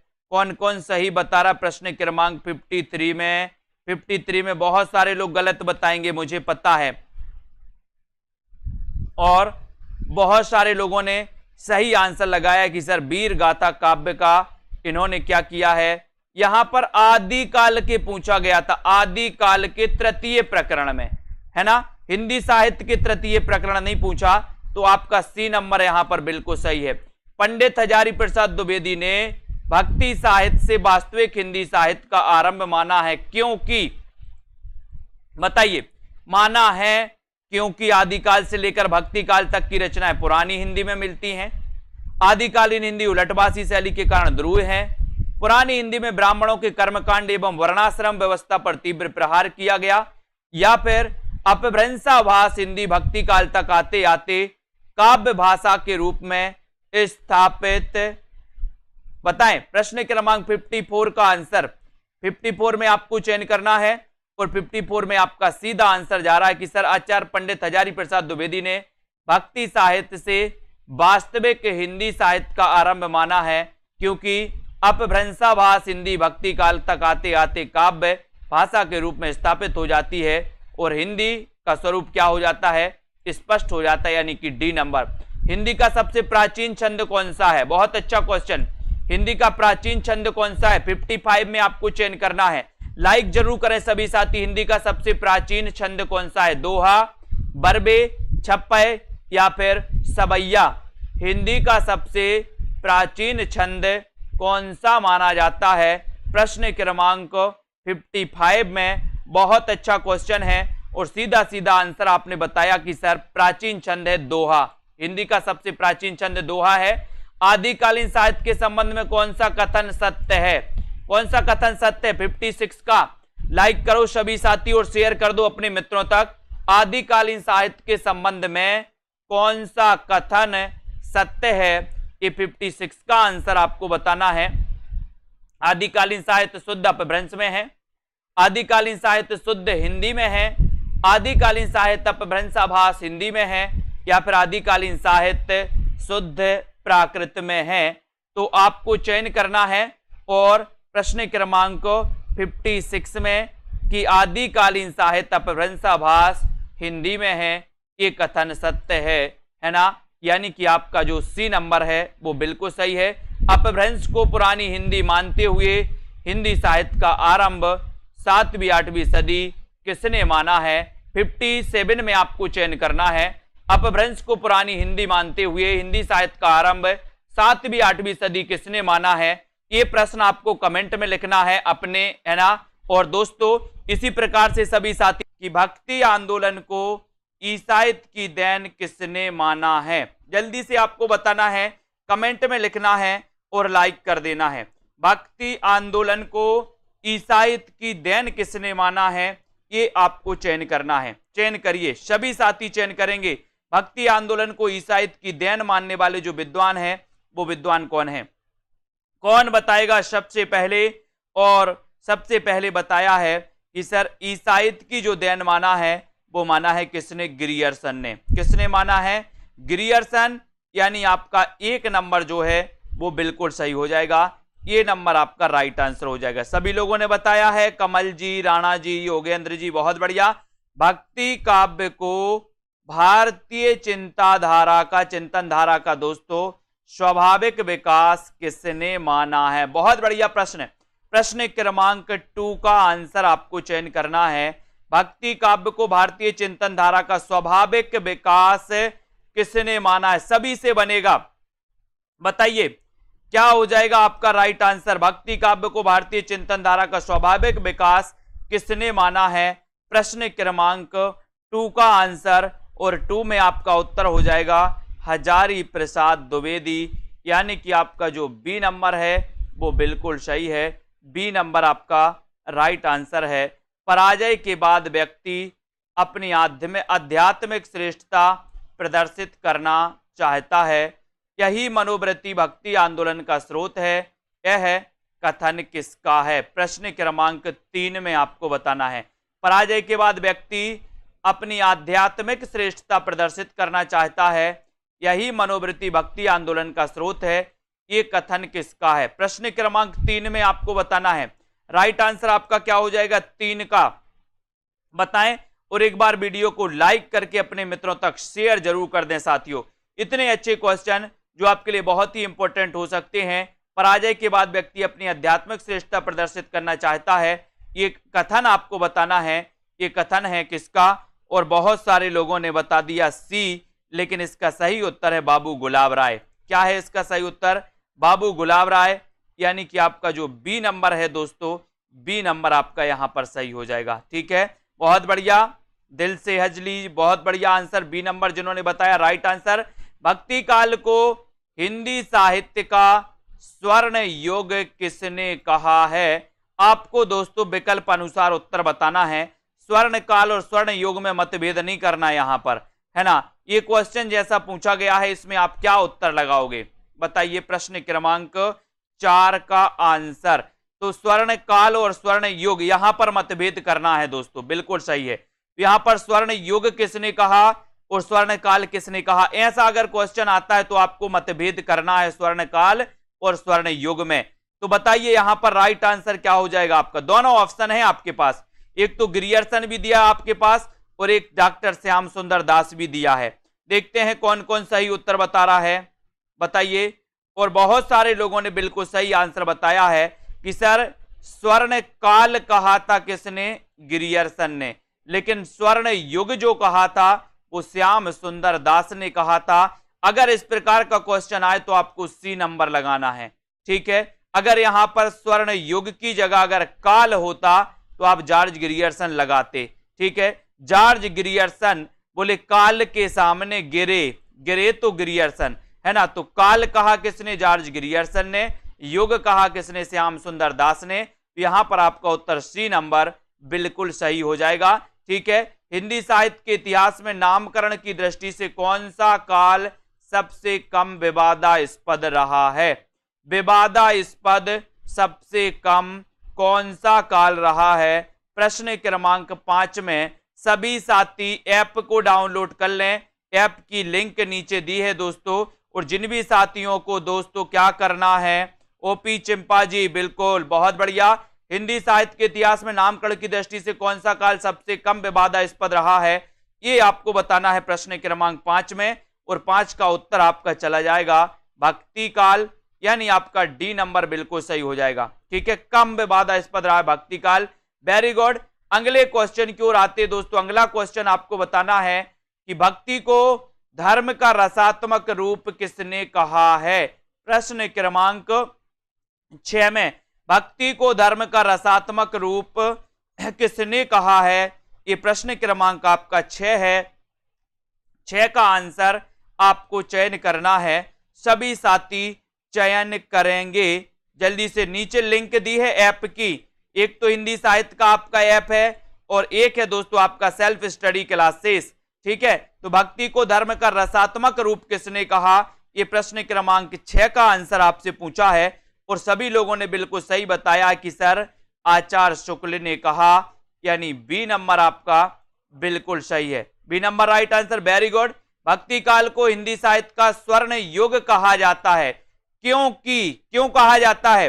बताइए, सभी लोग बताएं, भक्ति काल को हिंदी साहित्य का स्वर्ण युग कहा जाता है, क्यों कहा जाता है? प्रश्न क्रमांक 7 का आंसर बताना है। 7 का राइट आंसर क्या हो जाएगा? भक्ति काल को हिंदी साहित्य का स्वर्ण युग कहा जाता है, क्यों कहा जाता है? ये उत्तर आपको चयन करना है और यहां पर आपका उत्तर क्या होता है, देखते हैं कौन कौन सही उत्तर बता पाता है। यह है प्रश्न आपका, चयन करना है, लाइक करना है, शेयर करना है और इस सेशन से आपको जुड़े रहना है। और यहां पर आपने उत्तर बता दिया बी, इस काल की रचना अत्यंत लोकप्रिय एवं उत्कृष्ट हैं, यानी कि बी नंबर आपका बिल्कुल सही है। ठीक है, बहुत बढ़िया, बी नंबर आपका राइट आंसर हो जाएगा। भक्ति आंदोलन को इस्लामी आक्रमण से पराजित हिंदू जनता की असहाय एवं निराश मन स्थिति से किसने जोड़ा है? प्रश्न क्रमांक 8 में बताना है, किसने जोड़ा है? महापंडित राहुल सांकृत्यायन ने, आचार्य हजारी प्रसाद द्विवेदी ने, रामचंद्र शुक्ल ने या फिर नंद दुलारे वाजपेयी ने? बताएं। भक्ति आंदोलन को इस्लामी आक्रमण से पराजित हिंदू जनता की असहाय एवं निराश मन स्थिति से किसने जोड़ा? प्रश्न क्रमांक 8 का आंसर। और आप लोगों का आंसर बिल्कुल सही आ रहा है कि सर इसमें अगर टिक लगाओगे तो आप रामचंद्र शुक्ल लगा देना, सी नंबर लगा देना, जो कि आपका बिल्कुल सही है। वेरी गुड, बहुत बढ़िया। यहां पर आ जाते हैं, भक्ति द्रविड़ उपजी लाए रामानंद, ये किसने कहा है? ये आपको बताना है। बताइए चिंपा जी, प्रश्न क्रमांक 9 आरपीएससी आ रहा है क्या चिंपा जी? बताइए यहां पर भक्ति द्रविड़ उपजी लाए रामानंद, प्रश्न क्रमांक 9 का आंसर, और 9 में आपका राइट आंसर क्या हो जाएगा? भक्ति द्रविड़ उपजी लाए रामानंद, ये किसने कहा? प्रश्न क्रमांक 9 में, और 9 का सीधा आंसर आपका जा रहा है कि सर ये कहा है किसने? कबीर ने। किसने कहा है? कबीर, यानी कि आपका जो डी नंबर है यहां पर आपका डी बिल्कुल सही हो जाएगा। रामानुजाचार्य के गुरु कौन थे? प्रश्न क्रमांक 10, रामानुजाचार्य के गुरु बताना है आपको। रामानुजाचार्य के गुरु कौन थे, ये आपका क्वेश्चन है। प्रश्न क्रमांक 10 में अपन को प्रश्नानुसार उत्तर बताना है, तब आपका राइट आंसर यहां पर क्या हो जाता है? बताइए। लाइक करना है सभी साथियों को, शेयर कर दो अपने मित्रों तक। Self study classes app download कर लो, self study classes app download कर लेना है। रामानुजाचार्य के गुरु कौन थे? तो उत्तर हो जाएगा ए नंबर, यानी कि कांचीपूर्ण। कौन थे? कांचीपूर्ण, ए नंबर जिन्होंने बताया राइट आंसर। किसके भक्ति परक गीतों का संकलन अभंग के नाम से जाना जाता है? बताएं, किसके भक्ति परक गीतों का संकलन अभंग के नाम से जाना जाता है? ये प्रश्न क्रमांक आपका 11 है, तो आपको बताना है उत्तर क्या हो जाएगा 11 नंबर का। राइट आंसर बताना है लक्ष्मी जी, और अभंग के नाम से जाना जाता है वो है दोस्तों कौन? नामदेव। 1 नंबर नामदेव बिल्कुल सही हो जाएगा। ठीक है, बहुत बढ़िया, नामदेव आपका राइट आंसर। हिंदी भक्ति काव्य का शुभारंभ किसकी रचनाओं में माना गया है? किसकी रचना? भक्ति काव्य का शुभारंभ किसकी रचनाओं से माना गया? बताएं। अपन ने पढ़ा था दोस्तों कि कबीर के पहले रैदास और नामदेव आते। नामदेव का जन्म बताइए कब हुआ था? नामदेव का फटाक से बताना है, और प्रश्न क्रमांक 12 में आपको चयन करना है। और 12 का आंसर है कि भक्ति काव्य का जो शुभारंभ है वो किसकी रचनाओं से माना जाता है? तो बहुत सारे लोग कबीर बता रहे, सूरदास बता रहे, तुलसी बता रहे, लेकिन यहां पर आपका उत्तर हो जाएगा नामदेव, यानी बी नंबर आपका बिल्कुल सही है। जिन्होंने भी बी बताया है, नामदेव का जन्म कब हुआ, आपको कमेंट में लिखना है। बताइए कब हुआ? नामदेव को अपन ने पढ़ा कि इनकी भक्ति परक गीतों का संकलन अभंग के नाम से जाना जाता है ना? और भक्ति काव्य का शुभारंभ किसकी रचनाओं से माना गया? तो नामदेव की। ठीक है, बहुत बढ़िया। दिव्य प्रबंधम काव्य संकलन है दोस्तों, तो बताइए किसका है दिव्य प्रबंधम? सभी लोग बताएंगे। प्रश्न क्रमांक 13, जब दोस्तों आपसे क्रमबद्ध पूछा जाता है तो आपको पता होनी चाहिए कि सर पहले नामदेव, रैदास और फिर बाद में आते हैं कबीर, है ना। प्रश्न क्रमांक 13 का आंसर और 13 का आपका उत्तर हो जाएगा कि सर ये आलवार भक्तों का काव्य संकलन है दिव्य प्रबंधम। ठीक है, बहुत बढ़िया, ये सी नंबर आपका सही हो जाएगा। लेकिन आपको बताना है कि आलवार भक्तों की संख्या कितनी है, आलवार भक्तों की संख्या कितनी है। और आलवार भक्तों में एक दोस्तों कौन थी, महिला संत भी थी, उनका नाम क्या था वो भी आपको बताना है। बताइए आलवार भक्तों के बारे में। ये दिव्य प्रबंधम काव्य संकलन है आलवार भक्तों का, इनकी संख्या आपको बतानी है। आलवार का शाब्दिक अर्थ भी आपको चयन करना है। प्रश्न क्रमांक 14 में राइट आंसर आपको बताना है, शेयर करना है सभी मित्रों को। आलवार का शाब्दिक अर्थ क्या होता है, प्रश्न क्रमांक आपका 14 है और 14 में आपका सीधा सीधा उत्तर जा रहा है कि सर आलवार शब्द का जो शाब्दिक अर्थ होता है वो होता है मग्न होना। क्या होता है, मग्न होना, यानी आपका डी नंबर बिल्कुल सही है। डी नंबर सही, वेरी गुड। निर्गुण एवं सगुण दोनों प्रकार की भक्ति का मुख्य लक्षण क्या है, बताइए। आपको पता है भक्ति काल को दो काव्य धाराओं में बांटा गया था, एक तो निर्गुण और दूसरा सगुण। फिर निर्गुण को भी दो में बांटा गया और सगुण को भी दो में बांटा गया। ठीक है, इसी प्रकार निर्गुण एवं सगुण दोनों प्रकार की भक्ति का जो मुख्य लक्षण है वो मुख्य लक्षण आपको चयन करना है। प्रश्न क्रमांक 15 में self study classes app download कर लो और हिंदी साहित्य के ऐप की नीचे लिंक दी है, तो लिंक से आप जुड़ सकते हो। जिन भी साथियों को डेली प्रैक्टिस सेट लगाना है, डेली प्रैक्टिस करना है, उनके लिए कोर्स लॉन्च किया गया डेली प्रैक्टिस का, तो आप डेली प्रैक्टिस कर सकते हैं दोस्तों। 499 में 365 दिन रोज एक टेस्ट आपको मिलेगा। ठीक है, यहां पर प्रश्न क्रमांक आपका 15 है और 15 है भगवत विषयक रति एवं अनन्यता, यानी कि आपका जो ये नंबर है वो बिल्कुल सही है। ये सगुण निर्गुण दोनों प्रकार की भक्ति का क्या है, मुख्य लक्षण है। ठीक है, नम्मालवार के गीतों का सबसे पहले संपादन किसने किया, नम्मालवार के गीतों का सबसे पहले संपादन किसने किया, बताइए। लोकेश जी, संत एकनाथ ने, नाथ मुनि ने, ज्ञानेश्वर ने या फिर नामदेव ने। नम्मालवार के गीतों का सबसे पहले संपादन किसने किया, ये प्रश्न क्रमांक 16 का आंसर आपको चयन करना है। और दोस्तों यहां पर नम्मालवार यानी कि जो बी नंबर है, ये बी नंबर आपका सही हो जाएगा। ठीक है, ये नाथ मुनि ने किया है। ठीक है, बहुत बढ़िया। आलवार गायकों की संख्या क्या थी, आलवार गायकों की संख्या कितनी थी, तो आपने पहले ही बता दिया कि सर आलवार भक्तों की संख्या थी 12 है, बिल्कुल सही है। 12 का आंकड़ा मैंने आपको कभी बताया है कि सर साकेत में सर्ग 12। ठीक है, और दोस्तों भारत भारती का रचना काल क्या है आपको बताना है, और आलवार भक्तों की संख्या कितनी, 12। ठीक है, और दोस्तों रामानंद के शिष्यों की संख्या भी कितनी, 12। ठीक है, ये भी अपन को याद कर लेना। अब आपको बताना है भारत भारती का रचना काल क्या है, जल्दी से बताइए। भारत भारती मैत्री शरण गुप्त की आरबार महिला संत का नाम क्या है, तो सभी को पता है कि सर आंडाल है, बिल्कुल सही आंसर डी नंबर। ठीक है, नेक्स्ट है रामानुजाचार्य ने किसकी उपासना पर जोर दिया, प्रश्न क्रमांक 19 का आंसर आपको चयन करना है। प्रश्न क्रमांक 19 में आपको बताना है राइट आंसर आपका क्या है। बहुत बढ़िया प्रश्न है कि रामानुजाचार्य ने किसकी उपासना पर जोर दिया। आपने देखा होगा दोस्तों, यहां पर दो मत सगुण काव्यधारा में दो मत प्रकट होते हैं, एक तो सगुण और एक निर्गुण। सॉरी, एक तो राम भक्ति शाखा और दूसरी कृष्ण भक्ति शाखा।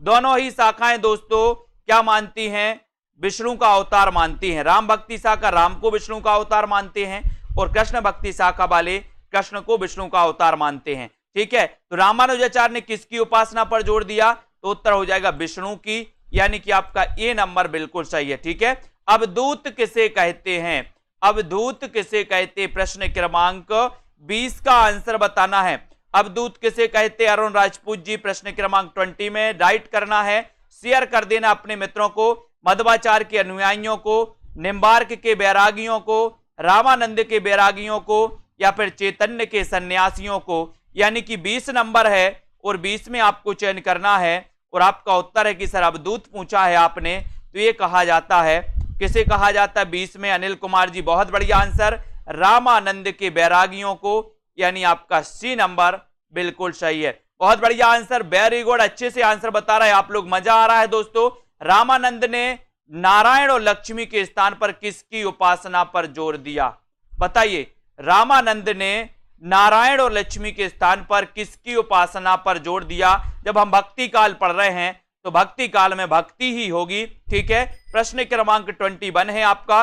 21 में आपको चयन करना है कि रामानंद ने नारायण और लक्ष्मी के स्थान पर किसकी उपासना पर जोर दिया। प्रश्न क्रमांक आपका 21 है और 21 में आपका सीधा आंसर जा रहा है कि सर सीताराम की उपासना पर, यानी सी आपका सीताराम बिल्कुल सही है। सीताराम आपका राइट आंसर है, ठीक है, वेरी गुड। योग साधना के प्रवर्तक तथा आदि गुरु कौन माने जाते? आदि गुरु बताना है आपको। योग साधना के प्रवर्तक और आदि गुरु कौन माने जाते हैं, ये क्वेश्चन आपसे पूछा गया है। बहुत ही बढ़िया क्वेश्चन है। प्रश्न क्रमांक आपका दोस्तों 22 है। 22 को आपको चयन करना है, लाइक करना है और आपका उत्तर हो जाएगा कि सर योग साधना के आदि प्रवर्तक और आदि गुरु जो माने जाते हैं वो कौन माने जाते हैं? कौन माने जाते हैं? जल्दी से बताएं। आपका राइट आंसर जा रहा है कि सर वो माने जाते हैं शिव। कौन माने जाते हैं? शिव, यानी कि आपका डी नंबर जो है, डी आप लोग लगा रहे हैं तो बिल्कुल सही है, पंकज कुमार जी, ठीक है। कौन माने जाते? शिव। आदि गुरु पूछा गया, प्रश्न को थोड़ा सा पढ़ना है आप लोगों को, नहीं तो इतना बस पढ़ लो। योग साधना के प्रवर्तक कौन है? योग साधना के प्रवर्तक था आदि गुरु पूछा है तो आदि गुरु शिव माने जाते हैं, यानी कि बहुत सारे लोग कंफ्यूज, ये नंबर में लगा दिया, आपको डी लगाना था, ठीक है। आपको अगर पूछा जाता दोस्तों नाथ पंथ के प्रवर्तक कौन है, नाथ मत के प्रवर्तक कौन है, तो आप गोरखनाथ लगाते, लेकिन यहां पर आदि गुरु आपसे पूछा गया तो आपको शिव लगाना है ना। आपको संत मत का महत्व इसलिए है क्योंकि वे मानते हैं, क्या मानते हैं? 23 का आंसर बताना है। संत मत का महत्व इसलिए है क्योंकि वे मानते हैं भक्त जन्म मरण से मुक्त होते हैं, ईश्वर को मिलाने वाला गुरु है, भक्ति क्षेत्र में जाति पाति का भेद, शास्त्रीय ज्ञान का महत्व, यानी कि प्रश्न आपका 23 है। 23 में आपको चयन करना है और आपका उत्तर हो जाएगा कि सर ईश्वर को मिलाने वाला गुरु है, यानी बी नंबर आपका सही हो जाएगा। संत मत का महत्व इसलिए है क्योंकि वे मानते हैं कि ईश्वर को मिलाने वाला कौन है? गुरु है, यानी बी नंबर आपका राइट आंसर। नीमा किस कवि की माता का नाम था? नीमा किस कवि की माता का नाम था? बहुत अच्छा क्वेश्चन है, सभी से बनेगा। 24 में लाइक करते चलें सभी साथी, और 24 का आंसर बताना है। इस क्लास को अटेंड करें रोज आप लोग। 24 में आपको चयन करना है और 24 में आपका है कि सर कबीरदास की माता का नाम था नीमा, लेकिन प्रश्न यहीं तक नहीं रुका दोस्तों। आपको यह भी बताना कि कबीरदास का जन्म कब हुआ और कहां पर हुआ, मृत्यु कहां पर हुई, ये 3 क्वेश्चन और साथ में बताना है। उत्तर भारत में वैष्णव भक्ति के संस्थापक कौन हैं? उत्तर भारत में वैष्णव भक्ति के संस्थापक कौन हैं, ये आपको बताना है। विकल्प अनुसार आपको चयन करना है। प्रश्न क्रमांक 25 में संस्थापक पूछा गया दोस्तों, तो संस्थापक में आप क्या उत्तर लगाओगे? उत्तर भारत में वैष्णव भक्ति के संस्थापक कौन हैं, आपको चयन करना है 25 में, और 25 में आपका बिल्कुल सही आंसर हो जाएगा रामानुज। कौन है? रामानुज, है ना। और रामानुज संस्थापक हैं। और दोस्तों आपको पता है कि उत्तर भारत में राम भक्ति शाखा को जो फैलाने वाले थे, प्रचार करने वाले थे, वो कौन थे? रामानंद। यहां तो आपका उत्तर बी नंबर बिल्कुल सही हो जाएगा। नेक्स्ट है निर्गुण भक्ति का आदि स्रोत क्या है? आदि स्रोत बताना है। आपने देखा था कि सर जो है आपको पता था कि भक्ति काल 2 काव्य धाराओं में बट गया था, सगुण और निर्गुण। निर्गुण भक्ति का आदि स्रोत क्या है, ये आपसे क्वेश्चन पूछा गया है। तो सभी लोग बताएंगे 26 में, और 26 का आपका सीधा आंसर जा रहा है कि सर निर्गुण भक्ति का आदि स्रोत जो माना जाता है वो माना जाता है श्वेता श्वेतर उपनिषद, यानी आपका जो डी है वो बिल्कुल सही है। D number right answer, very good. Smart संप्रदाय के प्रवर्तक संस्थापक कौन थे? क्वेश्चन पूछा गया स्मार्ट, है ना। स्मार्ट स्मार्ट देखते ना कुछ लोग, यहां पर स्मार्ट दिया है। अब स्मार्ट को अपन स्मार्ट पढ़ लेंगे। अब स्मार्ट अगर आपको बनना है तो क्या करोगे बताइए उदय यादव जी। प्रश्न क्रमांक 27 में स्मार्ट बनना है तो क्या करना है? बोले सर शंकर जी की पूजा करेंगे, वहां से आशीर्वाद आएगा तो हम स्मार्ट बन जाएंगे, बुद्धि मिल जाएगी। तो यहां पर शंकराचार्य ये स्मार्त संप्रदाय के क्या थे? संस्थापक थे। 1 नंबर आपका सही है। यहां पर आपसे पूछा गया दोस्तों, सुमेलित करना है कि शास्ता पूजक संप्रदाय कहां से संबंधित है, सहजिया संप्रदाय कहां से संबंधित है, पंचसखा और वारकरी संप्रदाय कहां से संबंधित है। सूची 1 को सूची 2 से मिलान करना है। और बहुत अच्छा क्वेश्चन आपसे पूछा गया है कि शास्ता पूजक संप्रदाय, शास्ता से बनेगा सस्ता, सस्ता से क्या बनेगा? बोले सस्ता है करेला, करेला क्या है? सस्ता है, तो करेला से सस्ता हो जाएगा शास्ता पूजक संप्रदाय केरल। ठीक है। सहजिया संप्रदाय आपसे पूछा गया, तो सहजिया याद रख लेना। बोले सर बंगला सहज में नहीं मिलता कि मिल जाता है? कि बोले आपका सपना क्या है? बोले हाँ एक गाड़ी होना चाहिए, एक बंगला होना चाहिए, मोटर कार होना चाहिए, है ना। तो बोले बंगला सहज में नहीं मिलता, तो याद रख लेना सहजिया संप्रदाय कहां से संबंधित है? तो आपका उत्तर हो जाएगा दोस्तों बंगाल से। ठीक है। पंचसखा संप्रदाय, पंचसखा, बोले पंचसखा उड़ गए तो उड़िया से ओडिशा। पंचसखा कहां गए? उड़ गए। जब आप पर विपत्ति आती है, जब आपके 5 सखा होते हैं, जब आप विपत्ति में होते हो तो 5 सखा उड़ जाते हैं, गायब हो जाते हैं। ठीक है। वारकरी संप्रदाय, ये वारकरी संप्रदाय महाराष्ट्र, बोले महाराष्ट्र वार करता है। ठीक है। तो इसको याद रख लेना।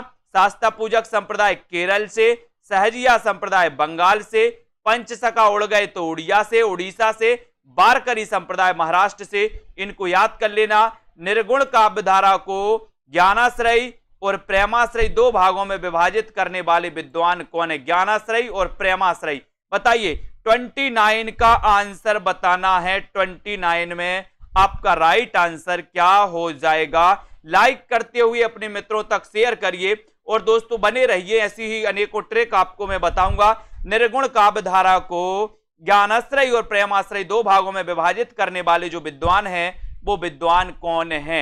बताएं। बहुत अच्छा क्वेश्चन है। ज्ञानाश्रयी मैंने आपको बढ़ाया है कई बार। 29 का आंसर बताना है। और आपको पता है कि सर ये निर्गुण काव्यधारा को जो ज्ञानाश्रयी शाखा और प्रेमाश्रयी शाखा में बांटा है, वो बांटा है किसने? रामचंद्र शुक्ल ने। डी नंबर आपका बिल्कुल सही है। ठीक है। अब आपको यहां पर बताना कि साधना के क्षेत्र में जो ब्रह्मा है, साहित्य के क्षेत्र में वही रहस्यवाद है, ये बताना है कि ये किसने कहा। प्रश्न अच्छे से पढ़ लो। साधना के क्षेत्र में जो ब्रह्मा है, साहित्य के क्षेत्र में वही रहस्यवाद है, ये कथन किसका है? ये कथन आपको बताना है। ये 4 विकल्प हैं आपके, है ना। आपको चयन करना है। कथन किसका है? आचार्य शुक्ल का, आचार्य हजारी प्रसाद द्विवेदी का, कुरैशी जी, महापंडित राहुल सांकृत्यायन का, या फिर पद्मलाल पुन्नालाल बख्शी का। और आपको पता है कि ये आपका उत्तर हो जाएगा कि सर ये कथन है अपने रामचंद्र शुक्ल का। ये नंबर आपका बिल्कुल सही है। ये नंबर राइट आंसर। विष्णु का सर्वप्रथम उल्लेख कहां मिलता है? बहुत बढ़िया प्रश्न है। विष्णु का सबसे पहले उल्लेख कहां मिलता है? और कृष्ण का भी बता देना, कृष्ण का सबसे पहले उल्लेख कहां मिलता है, वो भी आपको बताना है। प्रश्न क्रमांक 31 है। अच्छा क्वेश्चन आया है। यजुर्वेद में, अथर्ववेद में, ऋग्वेद में या फिर सामवेद में? 31 का आंसर और आपका सीधा आंसर कहां जा रहा है? देखते हैं कौन कौन सफल होता है इस प्रश्न को बताने में। और विष्णु का सबसे पहले जो उल्लेख मिलता है दोस्तों, वो उल्लेख मिलता है ऋग्वेद में। लेकिन क्वेश्चन यहीं तक सीमित नहीं है। कृष्ण का सबसे पहले उल्लेख कहां मिलता है, ये भी आपको बताना है। तो जल्दी बताओ। वैष्णव धर्म के संस्थापकों में नहीं है तो कौन नहीं है? वैष्णव धर्म के संस्थापकों में कौन नहीं है? प्रश्न क्रमांक 32 का आंसर बताना है। वैष्णव संप्रदाय। आपको यहां पर प्रश्न क्रमांक 32 का आंसर बताना है। और 32 में आपका राइट आंसर दोस्तों, आपको पता है वैष्णव धर्म के संस्थापकों में रामानुजाचार्य हैं, है ना। इन्होंने श्री संप्रदाय की स्थापना की थी। विशिष्ट द्वैतवाद की प्रवर्तक माने जाते हैं। मध्वाचार्य की बात करें तो ये द्वैतवाद के दोस्तों प्रवर्तक माने जाते हैं। निम्बार्क की बात करें तो ये द्वैतवाद के माने जाते हैं। और द्वैतवाद यानी कि उसे सनक संप्रदाय भी कहा जाता है। और यही सनक संप्रदाय आपकी टीजीटी में पूछा था कि सनक संप्रदाय के प्रवर्तक कौन है, तो मैंने आपको बताया था कि निम्बू देत देत थक गए पड़ोसी को, देत देश से द्वैत निम्बार्क। अब निम्बू अगर पड़ोसी को नहीं दोगे तो पड़ोसी सनक जाएगा तो सनक संप्रदाय। निम्बार्क याद कर लेना। भक्ति आंदोलन का सूत्रपात उत्तर भारत में ना होकर दक्षिण भारत में हुआ था, इसके मूल कारण में कौन सा कथन सत्य है, बताइए। प्रश्न क्रमांक 33 है। अच्छा क्वेश्चन है, सभी लोग बताएंगे। फ्रीडम जी बताइए 33 का आंसर। लाइक कर दीजिए अपने मित्रों तक और शेयर जरूर कर दें। और नीचे लिंक दी है हिंदी साहित्य के ऐप की, तो ऐप डाउनलोड कर लें। 33 का आंसर आपको चयन करना है और आपका उत्तर जा रहा है कि सर यहां पर दक्षिण भारत पूर्णतः क्या था, निरापद था। तो 1 नंबर आपका सही हो जाएगा। ये नंबर आपका राइट आंसर है। बहुत बढ़िया आंसर, ठीक है, वेरी गुड आंसर। ये कथन सत्य है। 1 नंबर आपका वेरी गुड। अद्वैत दर्शन या अद्वैतवाद के प्रवर्तक कौन है, प्रश्न क्रमांक 34। अद्वैतवाद के प्रवर्तक कौन माने जाते हैं, ये आपको बताना है। उत्तर क्या हो जाएगा, 34 का आंसर। लाइक करना है, मित्रों को शेयर करना है। सेल्फ स्टडी क्लासेस ऐप को दोस्तों डाउनलोड कर लेना है और इस सीरीज से आपको जुड़े रहना है ना। आपको चयन करना है यहां पर अद्वैतवाद के प्रवर्तक कौन है। तो अपन ने पढ़ा था कि सर शंकर क्या है, अद्वितीय हैं कि नहीं, अद्वितीय हैं, ठीक है, अद्वितीय हैं। तो अद्वितीय से क्या हो जाएगा, अद्वैतवाद। और अद्वैतवाद के दोस्तों आचार्य शंकराचार्य माने जाते हैं, यानी कि आपका यहां पर डी नंबर। अद्वैतवाद का पूछा है, अद्वैतवाद के शंकराचार्य। बहुत बढ़िया। सूची 1 से सूची 2 को मिलान करिए। यहां पर आपसे दिया है शुद्धाद्वैतवाद के प्रवर्तक कौन है, ये आपको बताना। अद्वैतवाद के कौन है, विशिष्टाद्वैतवाद के कौन, द्वैतवाद के कौन है, क्वेश्चन पूछा ही जाता है। तो आपको पता होगा कि शुद्धाद्वैतवाद के वल्लभाचार्य, बिल्कुल सही है। अद्वैतवाद के शंकराचार्य, ये भी बिल्कुल सही है। विशिष्टाद्वैतवाद के रामानुजाचार्य, ये भी सही है। और द्वैतवाद के मध्वाचार्य, बिल्कुल सही दिया है। बोले सर शुद्धाद्वैतवाद, शुद्ध बल से वल्लभाचार्य। अद्वैत अद्वितीय कौन है, शंकर, तो शंकराचार्य। विशिष्ट कौन है, राम, तो रामानुजाचार्य। द्वैतवाद मध्वाचार्य, ठीक है। यहां से क्वेश्चन आता है, अद्वैतवाद के प्रवर्तक आचार्य शंकर को कुछ पुराण पंथियों ने प्रच्छन्न बौद्ध कहा था, क्यों कहा था, 36 का आंसर बताइए। उत्तर क्या हो जाएगा उसमें सभी लोग बताएंगे।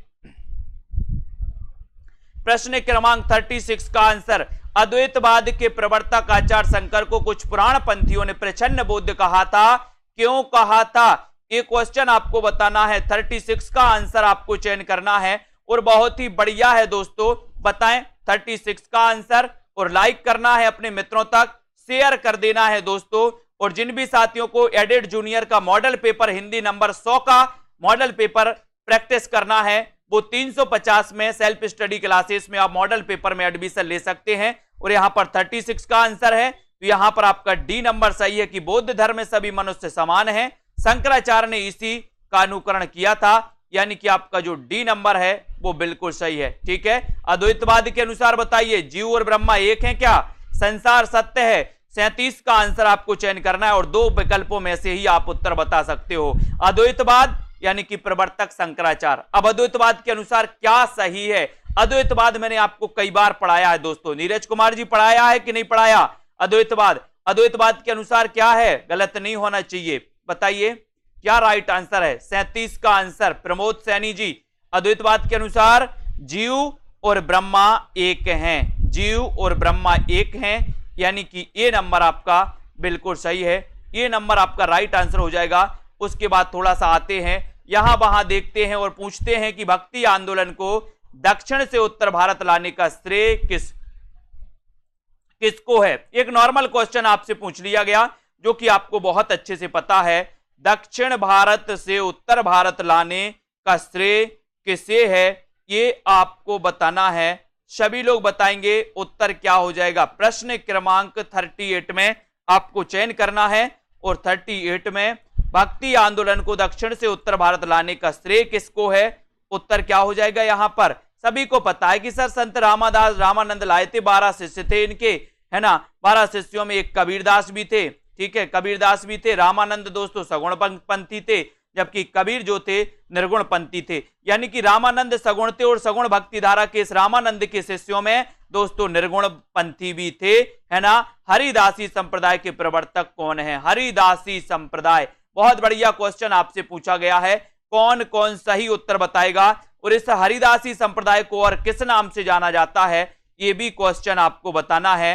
प्रश्न क्रमांक 39 का आपको चयन करना है, लाइक कर देना है, आपको शेयर करना है। हरिदासी संप्रदाय के प्रवर्तक कौन है और इस हरिदासी संप्रदाय को और किस नाम से जाना जाता है, ये भी आपको बताना है। और यहां पर तो आपका हो जाएगा कि सर हरिदासी संप्रदाय, यानी कि उत्तर क्या हो जाएगा?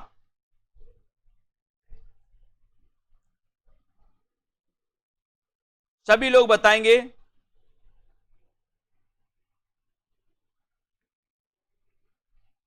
यहां पर आपका उत्तर हो जाएगा स्वामी हरिदास, ठीक है। ये हरिदासी संप्रदाय के प्रवर्तक माने जाते हैं दोस्तों, इनको अपन को याद करना है। कुछ विद्वान हित हरिवंश को भी मानते हैं, लेकिन इनके नाम पर स्वामी हरिदास के नाम पर ये हरिदासी संप्रदाय पड़ा था, है ना। यहां पर आपका उत्तर 1 नंबर बिल्कुल सही हो जाता है। अगला क्वेश्चन है, वैष्णव धर्म के 4 प्रमुख आचार्यों में से किसने अपने सिद्धांतों में भक्ति और ज्ञान का समुच्चय माना है? बताएं। प्रश्न क्रमांक 40 का आंसर आपको चयन करना है। और यहां पर बहुत बढ़िया आंसर आया है कि सर इसे टट्टी संप्रदाय भी कहा जाता है और इसे सखी संप्रदाय भी कहा जाता है, ठीक है। वैष्णव धर्म के 4 प्रमुख आचार्यों में से किसने अपने सिद्धांतों में भक्ति और ज्ञान का समुच्चय माना है? तो बताइए। प्रश्न क्रमांक 40 का राइट आंसर आपको चयन करना है, लाइक करना है अपने मित्रों तक और सेल्फ स्टडी क्लासेस ऐप को डाउनलोड करना है।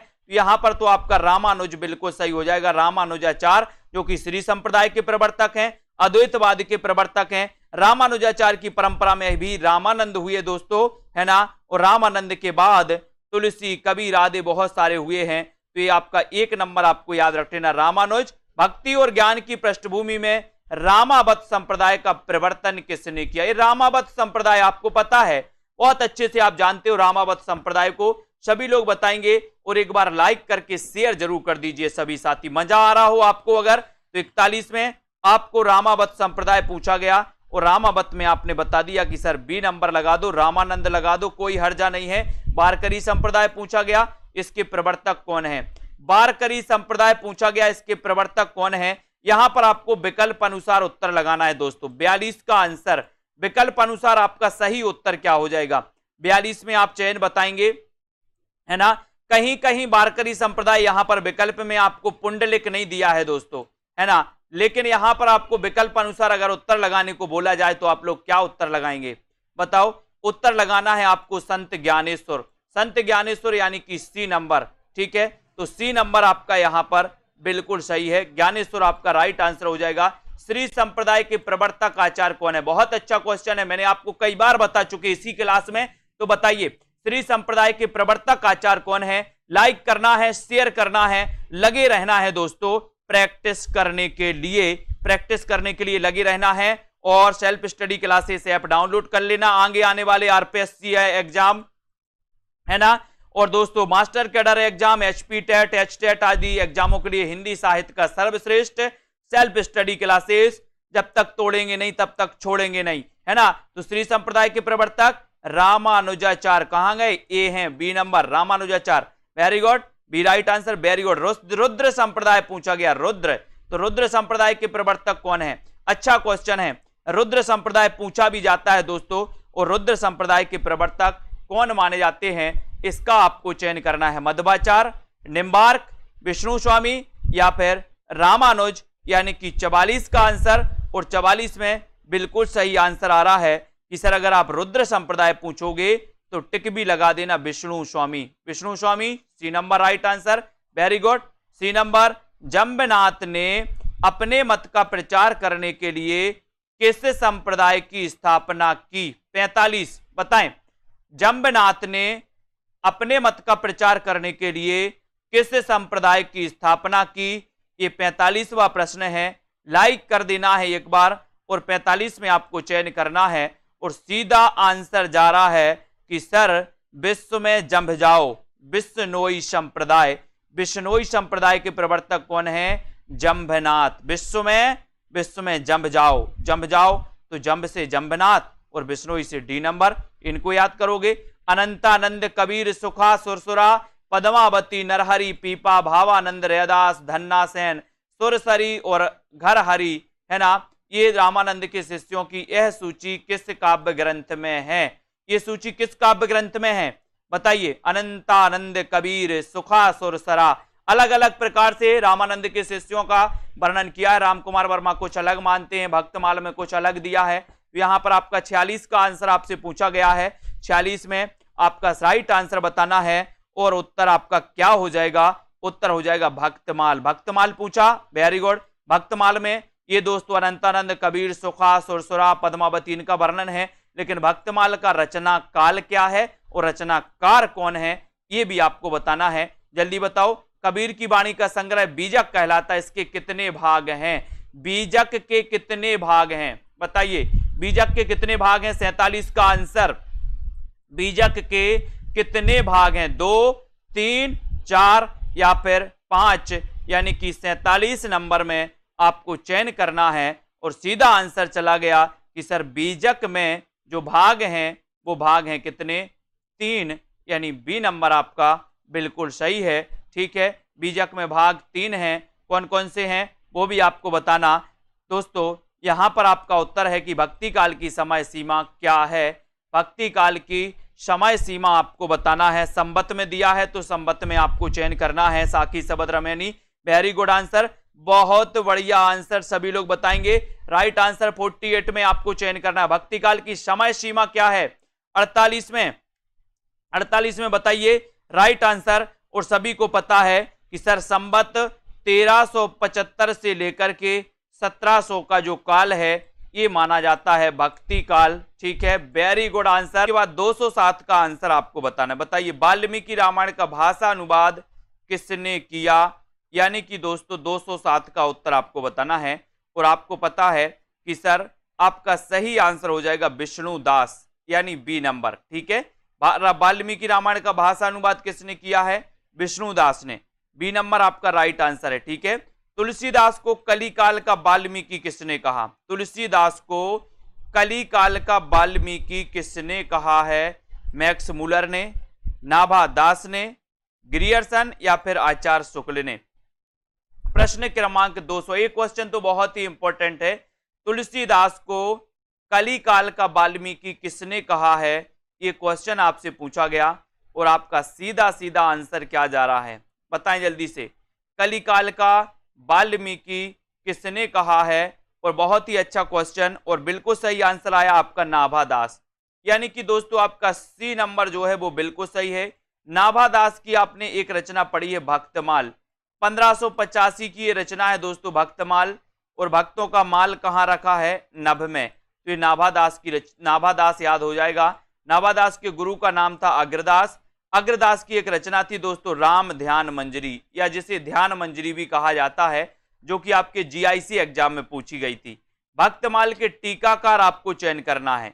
प्रश्न क्रमांक 209 का आंसर भक्तमाल के कभी कभी ऐसा होता है कि भक्तमाल के टीकाकार पूछा जाता है और लोग नाभा दास, देखो बहुत सारे लोगों ने, रेखा त्रिपाठी जी ने सी लगा दिया, बहुत बढ़िया। और कौन लगा रहा है सी? ज्ञानेश जी ने भी सी लगा दिया, अनीता रानी ने भी सी लगा दिया, संध्या जी ने भी सी लगा दिया, बहुत बढ़िया बहुत बढ़िया, धन्यवाद।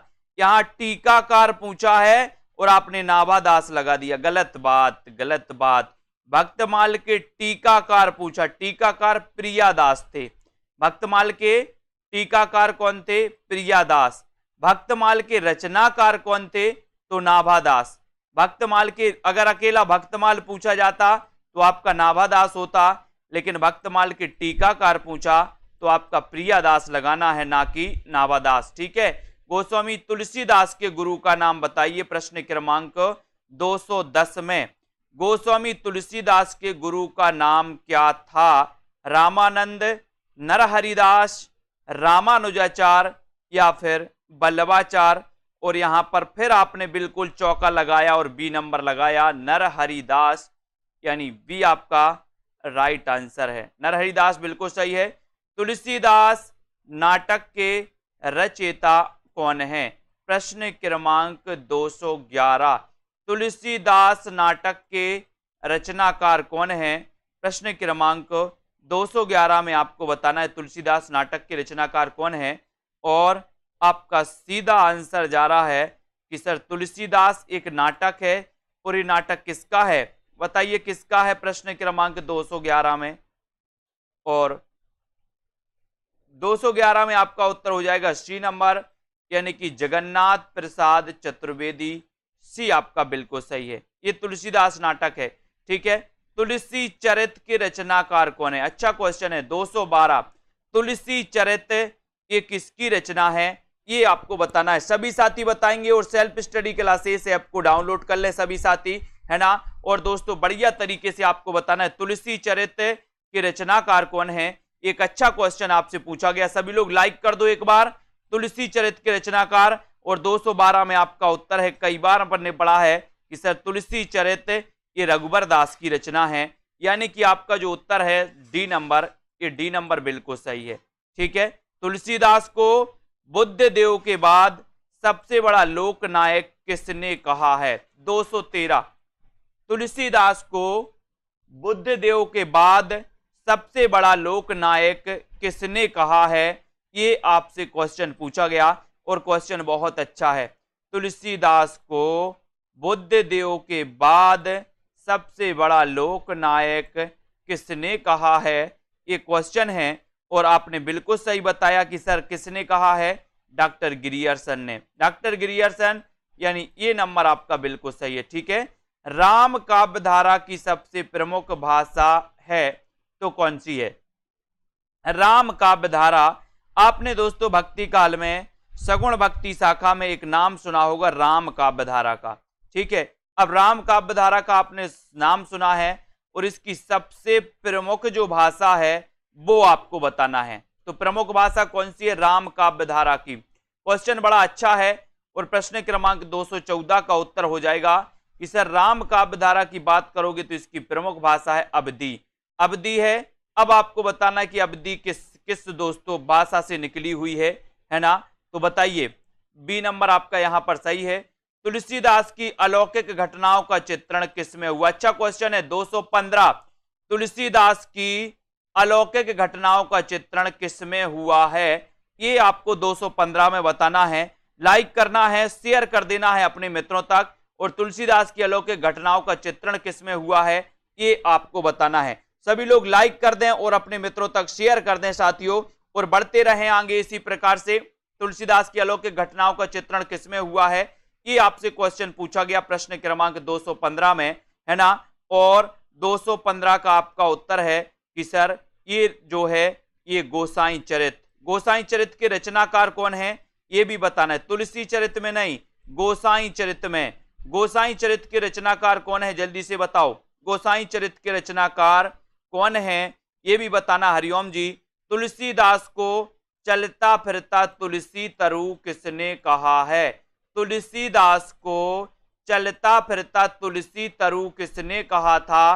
प्रश्न क्रमांक 216 में आपको बताने। तुलसीदास जी हैं दोस्तों, इनके बारे में आपको चलता फिरता तुलसी तरु इनके लिए किसने कहा है ये आप लोग बताएंगे प्रश्न क्रमांक 216 में। और बेणी माधव दास की रचना है गोसाई चरित, बिल्कुल सही है। तुलसीदास के शिष्य थे दोस्तों, और 216 में आपका राइट आंसर हो जाएगा कि सर इन्हें कहा है किसने? मधुसूदन सरस्वती ने।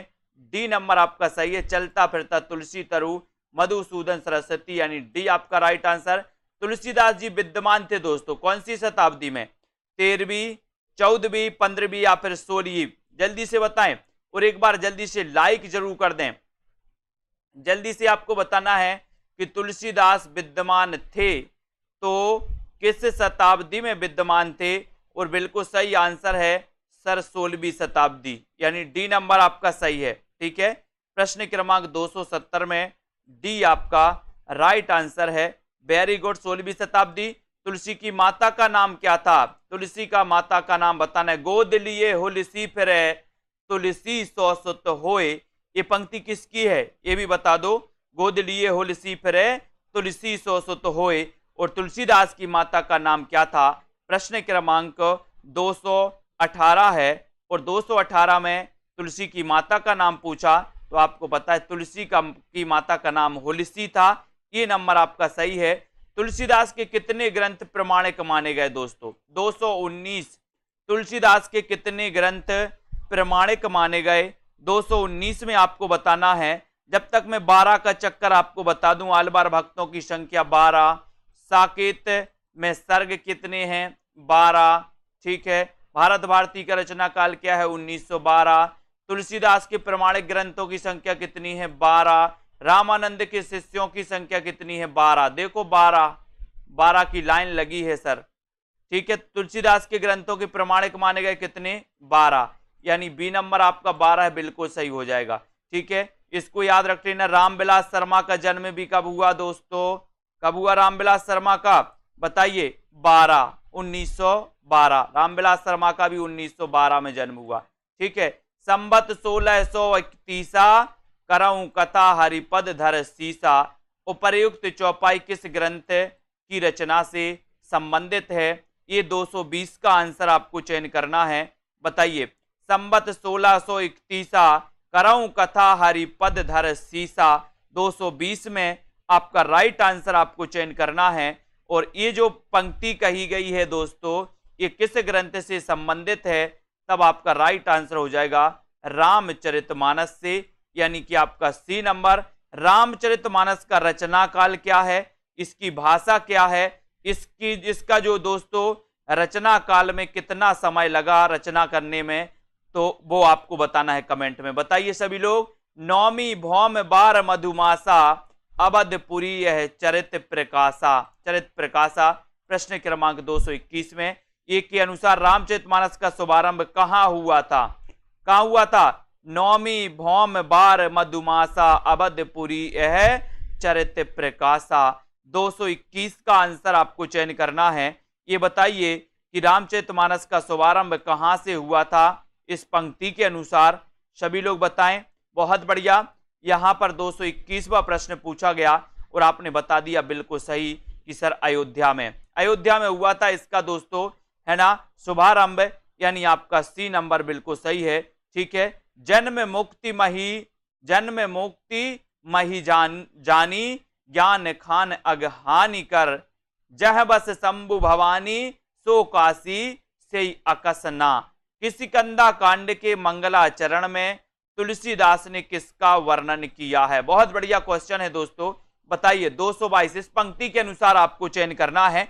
लाइक करना है, अपने मित्रों तक शेयर जरूर कर लो। और हिंदी साहित्य के ऐप की लिंक नीचे दी है, तो आप सभी साथी हिंदी साहित्य के ऐप की लिंक दोस्तों, लिंक से ऐप को डाउनलोड कर सकते हो।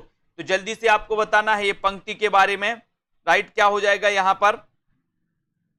और बिल्कुल सही आंसर आ गया सभी लोगों का कि सर इसमें काशी लगा दो। काशी का, काशी आपका बिल्कुल सही है। वेरी गुड, बहुत बढ़िया। किसिकंदा में से उत्तरकांड तक की रचना तुलसीदास ने कहा की? Most important question, IMP question है दोस्तों इसमें। किसिकंदा कांड से उत्तरकांड तक की रचना तुलसीदास ने कहां की थी? कहां की थी? अयोध्या में, काशी में, प्रयाग में, या फिर चित्रकूट में? यानी कि 223 का आंसर आपको बताना है। किसिकंदा कांड से उत्तरकांड तक की रचना तुलसीदास ने कहां पर की थी, ये आपको बताना है। कुरैशी जी बहुत बढ़िया, 223 का आंसर, और वो की थी दोस्तों इन्होंने कहां पर? काशी में। किसिकंदा कांड से उत्तरकांड तक की, काशी, यानी बी नंबर, ठीक है।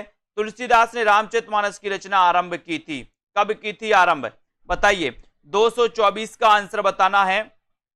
इन्होंने रामचरितमानस की रचना कब आरंभ की थी? 224 का आंसर। बहुत ही अच्छा क्वेश्चन आपसे पूछा गया है दोस्तों। आपको लाइक करना है, मित्रों तक शेयर करना है। और तुलसीदास की जो रामचरितमानस है महाकाव्य है, 7 कांड है दोस्तों, अवधी भाषा में लिखा गया महाकाव्य है। और ये जो इसकी आरंभ हुई थी, रचना आरंभ हुई थी 1574 ईस्वी यानी कि आपका उत्तर डी नंबर जो है वो बिल्कुल सही है। भक्ति काल के किस कवि ने अपनी हिंदी की रचनाओं में संस्कृत की सभी शास्त्रीय परंपराओं का निर्वहन किया है? यानी कि 225 का आंसर बताना। भक्ति काल के किस कवि ने अपनी हिंदी की रचनाओं में संस्कृत की सभी शास्त्रीय परंपराओं का निर्वहन किया है? तो बताइए किस में किया? तुलसीदास में, सूरदास में, कबीरदास में, या फिर दोस्तों जायसी। अब किस कवि ने अपनी हिंदी की रचनाओं में संस्कृत की सभी शास्त्रीय परंपराओं का निर्वहन किया?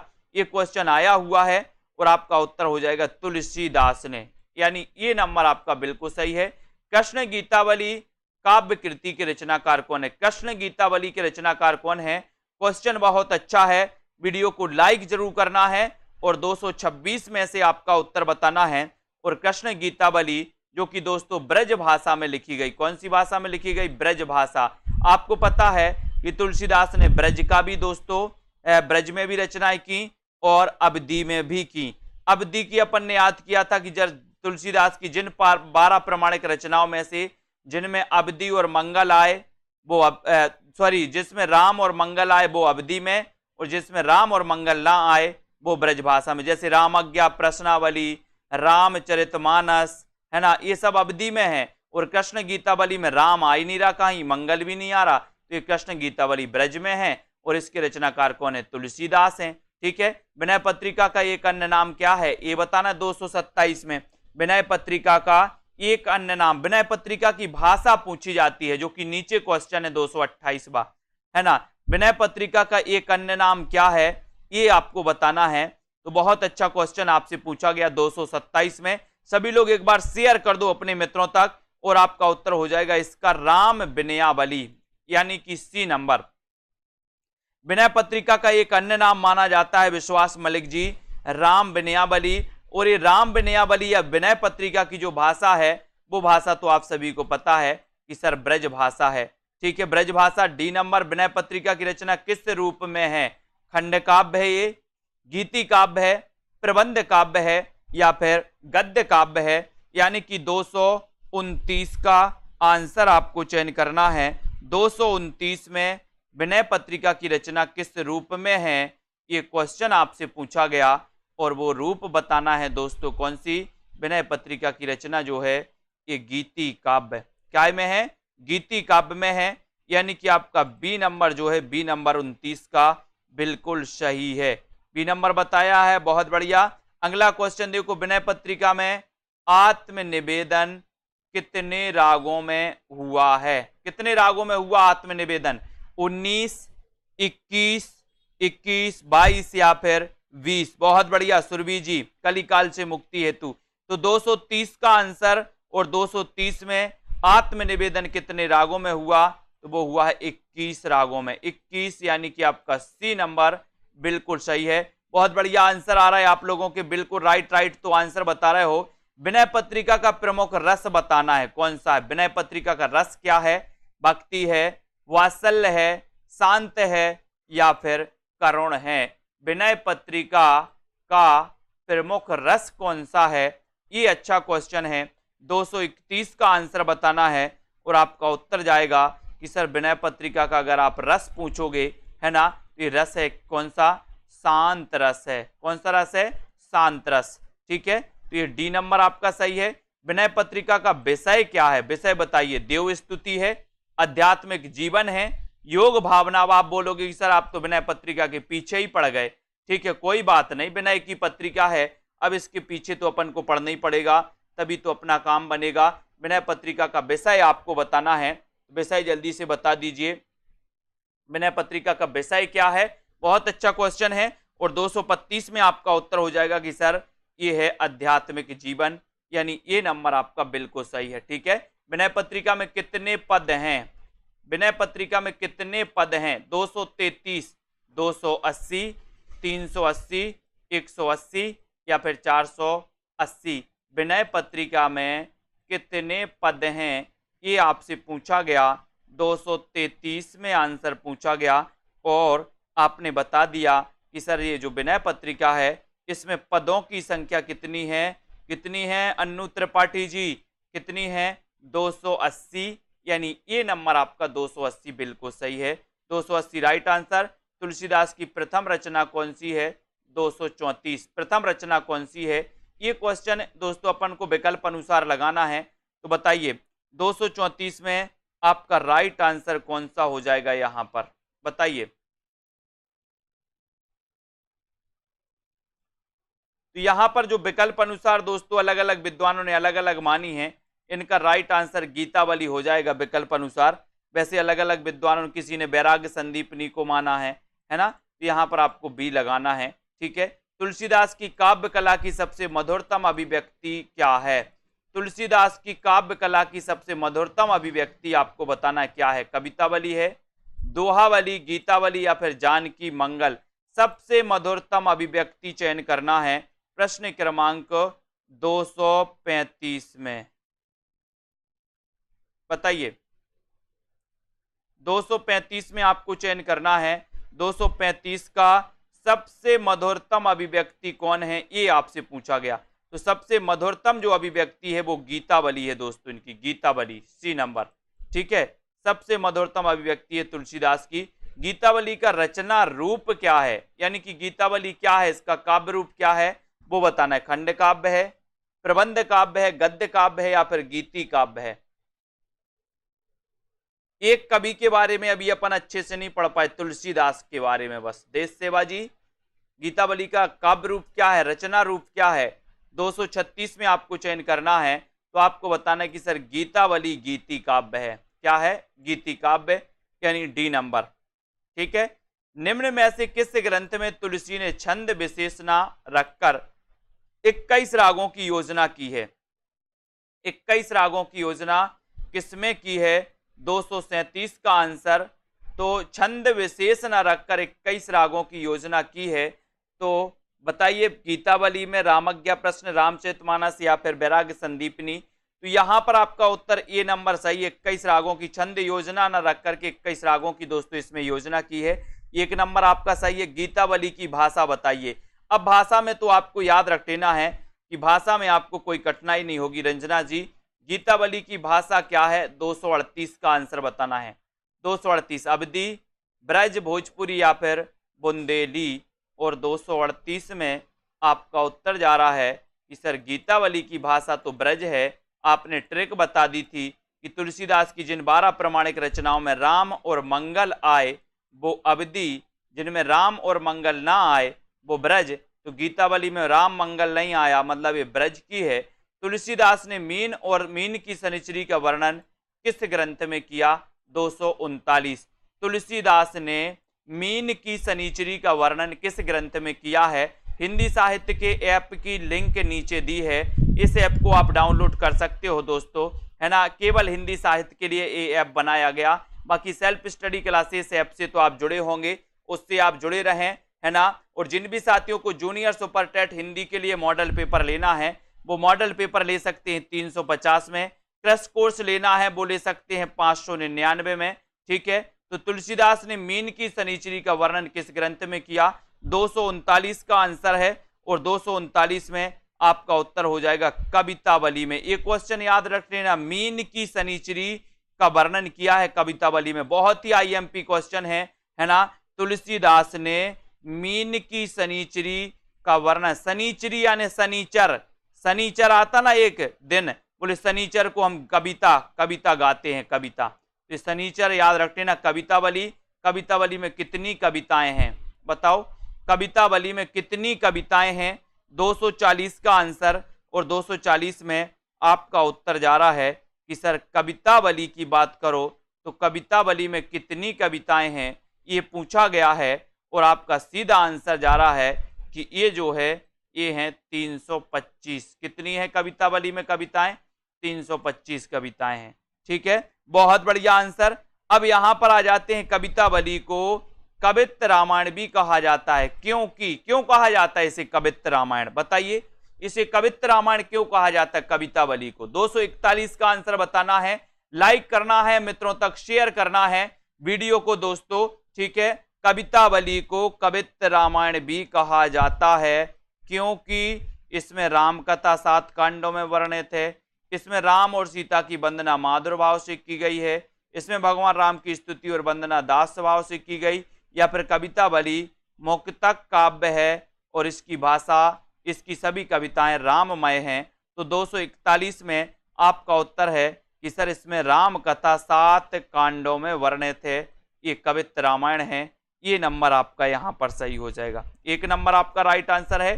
कवितावली में कितने प्रकार के छंदों का प्रयोग हुआ है? बहुत अच्छा क्वेश्चन है। 242 में 242 का बताइए। पीडीएफ दोस्तों, पीडीएफ आपके लिए परचेस करनी पड़ेगी ऐप में जाकर के।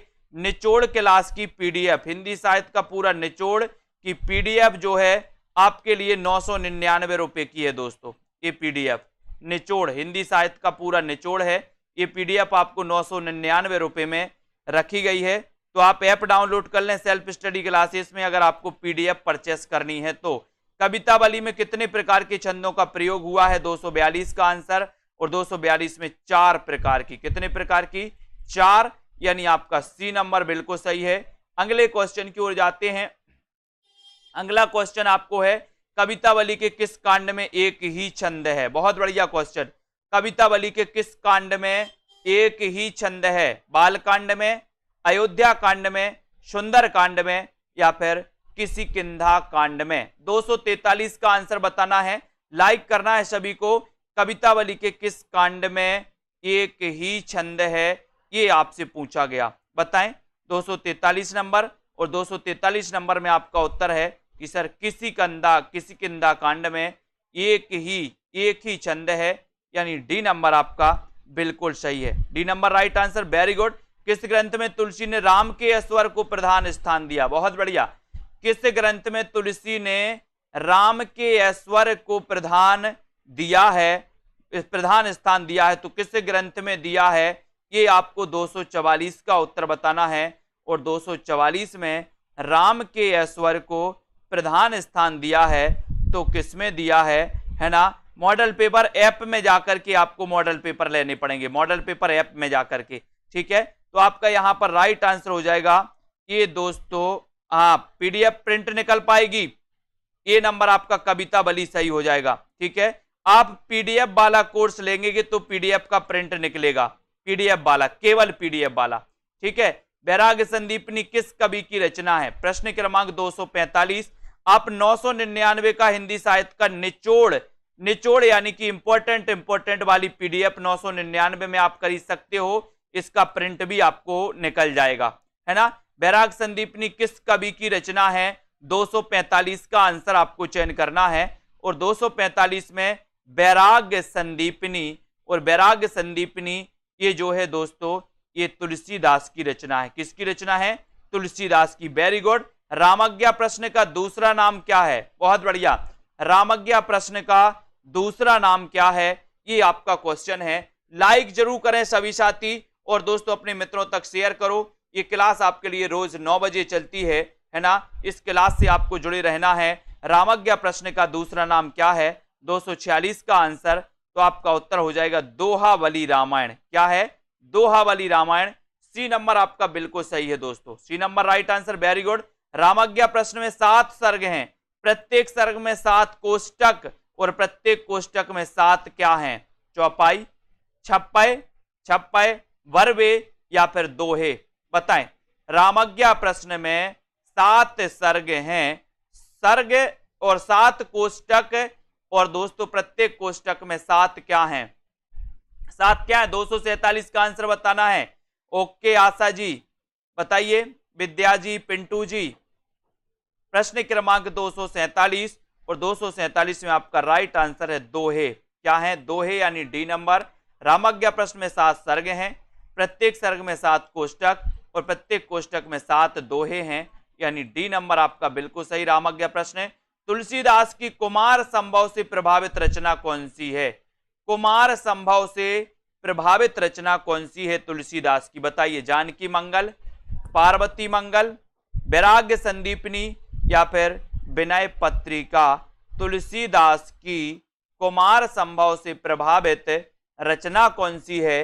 प्रश्न क्रमांक 248, और 248 में तुलसीदास की कुमार संभव से प्रभावित जो रचना है वो रचना कौन सी है? कौन सी रचना है? पार्वती मंगल। ये पार्वती मंगल और जानकी मंगल ये दो खंड काव्य हैं दोस्तों, ये दो खंड काव्य हैं किसके? तुलसीदास के। जानकी मंगल, पार्वती मंगल। अब मंगल आया तो भाषा तो अवधि होगी, है ना, लेकिन पूछा गया है कि तुलसीदास की कुमार संभव से प्रभावित रचना कौन सी है, तो आपको उत्तर लगाना पार्वती मंगल। ठीक है, बी नंबर सही है। तुलसीदास की कौन सी रचना वाल्मीकि रामायण पर आधारित है? कौन सी रचना वाल्मीकि रामायण पर आधारित है? बताइए 249 का आंसर। कौन सी रचना वाल्मीकि रामायण पर आधारित है? तो आपको बताना है उत्तर क्या है। उत्तर क्या है? संपूर्ण कोर्स में पीडीएफ ई बुक रहती है, पीडीएफ को पढ़ सकते हैं, पीडीएफ का प्रिंटर नहीं निकलता उसमें। तुलसीदास की कौन सी रचना वाल्मीकि रामायण पर आधारित है? 249 का क्वेश्चन आपको बताना है और 249 में आपका सीधा आंसर जा रहा है जानकी मंगल, यानी कि ये वाल्मीकि रामायण पर आधारित है। ये नंबर आपका बिल्कुल सही है। ठीक है, जानकी मंगल वाल्मीकि रामायण पर आधारित है। रामलला नहचू की भाषा क्या है? रामलला नहचू की भाषा क्या है? तो बताइए 250 में, आपको तो पता ही है, बताएं। रामलला नहचू की भाषा क्या है? हाँ, अखिल ज्ञान का सागर कहा जाता है कुरैशी जी, बिल्कुल सही है। 250 का आंसर। और आपका रामलला नहचू की भाषा पूछा गया तो आपको पता ही चल गया कि सर इसमें तो राम आया, राम मतलब इसमें अवधि है, अवधि यानी कि बी नंबर आपका बिल्कुल सही है। Very good. ठीक है, बरबे रामायण में कितने बरबे छंद हैं? कितने बरबे छंद हैं? 251। बरबे रामायण में कितने बरबे छंद हैं? ये आपको बताना है 49, 59, 69 या फिर 70। बरबे रामायण में कितने बरबे छंद हैं? ये 251 का आंसर बताना है। और 251 में आपको बताना है बरबे रामायण में कितने बरबे छंद हैं, तो वो हैं दोस्तों, बताइए कौन कौन बता रहा है। रामज्ञा प्रश्न ज्योतिष से संबंधी है, बिल्कुल सही है। 251 में आपका उत्तर है बरबे रामायण में 69 छंद है, 69 बरबे छंद हैं। सी नंबर सही है। वैराग्य संदीपनी कितने भागों में विभाजित है? वैराग्य संदीपनी कितने भागों में विभाजित है, ये आपको बताना है। अगर आप चाहते हैं हिंदी साहित्य का इंपॉर्टेंट पढ़ना, यानी कि दोस्तों मात्र इंपॉर्टेंट पढ़ना है, वन लाइनर, तो आप दोस्तों हिंदी साहित्य का निचोड़ पीडीएफ भी परचेस कर सकते हैं, जिसकी प्राइस है 999। उसका प्रिंट भी आप निकाल सकते हैं आराम से। वैराग्य संदीपनी कितने भागों में विभाजित है? ये 252 का प्रश्न आपसे पूछा गया और आपका उत्तर है कि सर ये 4 भागों में है। वैराग्य संदीपनी कितने भागों में? 4 भागों में। 4 भागों में सी नंबर, वेरी गुड। वैराग्य संदीपनी में प्रयुक्त छंद कौन से हैं दोस्तों? बताइए।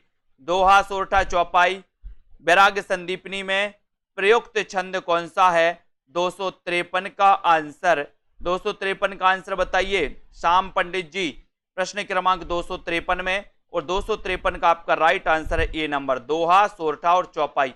1 नंबर आपका बिल्कुल सही है, ये आपका राइट आंसर हो जाएगा। ठीक है, वैराग्य संदीपनी में प्रयुक्त छंद है। रामचरितमानस की रचना पद्धति है, तो क्या है रामचरितमानस की रचना पद्धति? रचना पद्धति कौन सी है? 254। रामचरितमानस की रचना पद्धति गीत पद्धति है, दोहा चौपाई पद्धति है, छप्पय पद्धति है, या फिर कवित्त सवैया पद्धति है।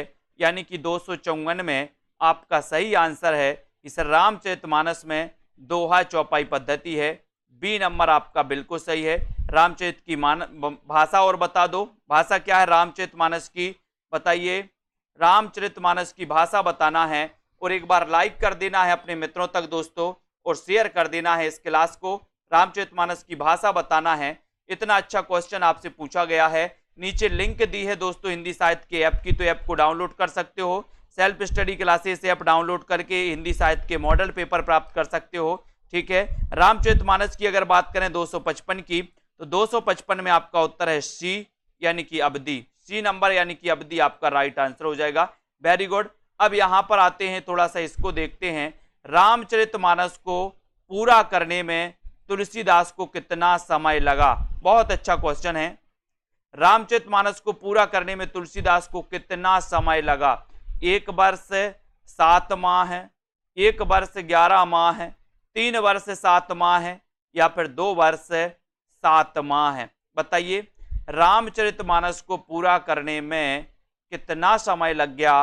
256 का आंसर आपको चयन करना है और लगभग सभी को पूरा पूरा उत्तर बता दीजिए। अब यहाँ पे तो सिर्फ माह दिया है, लेकिन आपको पता है कितने लग गया, 2 वर्ष 7 माह है, यानी कि आपका डी नंबर सही है और 26 दिन। ठीक है, तो ये आपका डी बिल्कुल सही है, 2 7 26, 2 7 26, वेरी गुड। रामचरितमानस से किस संवाद का संबंध नहीं है, किस संवाद का संबंध नहीं है, 257 में, और 257 में आपका सही आंसर यहां पर क्या हो जाता है। क्वेश्चन पूछा जाता है रामचरितमानस से किस संवाद का संबंध नहीं है, ये पूछा जाता है, सभी लोग बताएंगे और आपका सीधा आंसर जा रहा है कि सर राम सीता संवाद का संबंध नहीं है। 1 नंबर आपका सही है। ठीक है, रामचरितमानस में कितने कांड हैं, कांड बताइए और कांडों को क्रमबद्ध भी लिखिए। कांडों को क्रमबद्ध भी लिखना है, रामचरितमानस में कितने कांड हैं और पूरे कांड आपको क्रमबद्ध भी लिखना है, 5 7 9 या फिर 11। रामचरितमानस में कितने कांड हैं, 258 का उत्तर बताना है। इन कांडों को आपको बताना है, जल्दी से बताओ। बी नंबर आपका सही है कि 7 कांड हैं, लेकिन 7 कांड कौन कौन से हैं ये आपको क्रमबद्ध लिखना है और रामचरितमानस के कांडों का सही अनुक्रम भी बताना है। बताइए, नीचे दिया है 259 में, क्रम बताइए कौन सा क्रम सही है, बताएं कौन सा क्रम सही हो जाएगा। तो यहां पर आपको दिख रहा होगा कि सर बाल, अयोध्या, अरण्य, किष्किंधा और सुंदरकांड है ना। तो यहां पर आपका सही उत्तर क्या हो जाएगा, सी नंबर। सी नंबर आपका बिल्कुल सही है। सीता जी की वंदना करते हुए उनको कन्या, मां और प्रिया के रूप में किसने स्मरण किया है, बताइए। प्रश्न क्रमांक 260 का उत्तर मां और प्रिया के रूप में किसने स्मरण किया है, वाल्मीकि, मैथिलीशरण गुप्त, तुलसीदास या फिर इनमें से कोई नहीं। तो बिल्कुल सही आंसर आप लोग जा रहे हैं और सीता जी की वंदना करते उनको कन्या, मां और प्रिया रूप में किसने स्मरण किया, 260 का आंसर, और आपने बिल्कुल सही बताया है तुलसीदास, यानी बी नंबर आपका बिल्कुल सही है। Very good. सभी साथियों के लिए बहुत बहुत धन्यवाद। सभी साथी ये हिंदी साहित्य के ऐप की लिंक नीचे दी है, तो ऐप को डाउनलोड कर सकते हैं। ठीक है, और साथ ही सेल्फ स्टडी क्लासेस दोस्तों इस ऐप से जुड़ सकते हैं। Self study classes app download कर सकते हैं, जहां पर आपको मॉडल पेपर और दोस्तों पीडीएफ जिनको भी लेना है तो पीडीएफ 999 की निचोड़ क्लास की पीडीएफ है। ठीक है, और दोस्तों ये हिंदी साहित्य का क्रैश कोर्स लॉन्च किया गया जूनियर सुपर टेट के लिए, यानी कि लास्ट के 10 दिनों में आपको क्या पढ़ना है ये जूनियर सुपर टेट में आप पढ़ सकते हैं। साथ ही दोस्तों जूनियर सुपर टेट का एक 20 मॉडल पेपर लॉन्च किए गए। ये 20 मॉडल पेपर 100 नंबर हिंदी के हैं दोस्तों। 100 नंबर हिंदी की प्रैक्टिस आपको करना है, जिसमें हिंदी साहित्य प्लस व्याकरण रहेगा। ये जूनियर एडिट सुपर टेट के लिए आप पढ़ सकते हो। ठीक है, और एक हिंदी साहित्य का डेली टेस्ट सीरीज चल रहा है दोस्तों। अगर आप चाहते कि हमें डेली टेस्ट लगाना है हिंदी साहित्य का, तो डेली टेस्ट सीरीज चल रही है 1 वर्ष तक। रोज सुबह 8 बजे ये टेस्ट दोस्तों आपके ऐप पर पहुंच जाता है, तो इस ऐप से आप लोग जुड़ सकते हैं, पढ़ सकते हैं, है ना। ये कोर्स मात्र 499 का है दोस्तों। 365 दिन रोज एक डेली टेस्ट आपको मिलेगा, आप टेस्ट कर सकते हैं, अनलिमिटेड बार उसको अटेंड भी कर सकते हैं। ठीक है, अजय शर्मा जी, सुषमा जी, अमिता जी, शांति जी, लवली, आशु जी, रोली सिंह जी, विद्या जी, सभी साथियों को, उदय जी, रातिका, प्रमोद जी, रेखा त्रिपाठी जी, अमन जी, रितिका जी, सभी साथियों को धन्यवाद। लाइक करते रहें, अपने मित्रों को शेयर करते रहें और ऐप को जरूर डाउनलोड कर लें। ठीक है, ऐप को डाउनलोड कर लें, जहां पर दोस्तों एक फ्री टेस्ट सीरीज भी होती है आपको, किस किस दिन, रविवार और गुरुवार को होती है। बिल्कुल, तो सप्ताह में 2 दिन ये फ्री टेस्ट सीरीज होती है, 2020 टेस्ट सीरीज। तो 2020 टेस्ट सीरीज से भी आप लोग जुड़ सकते हैं। ठीक है, तो सभी साथियों के लिए धन्यवाद। वीडियो को लाइक शेयर करें। जय हिंद।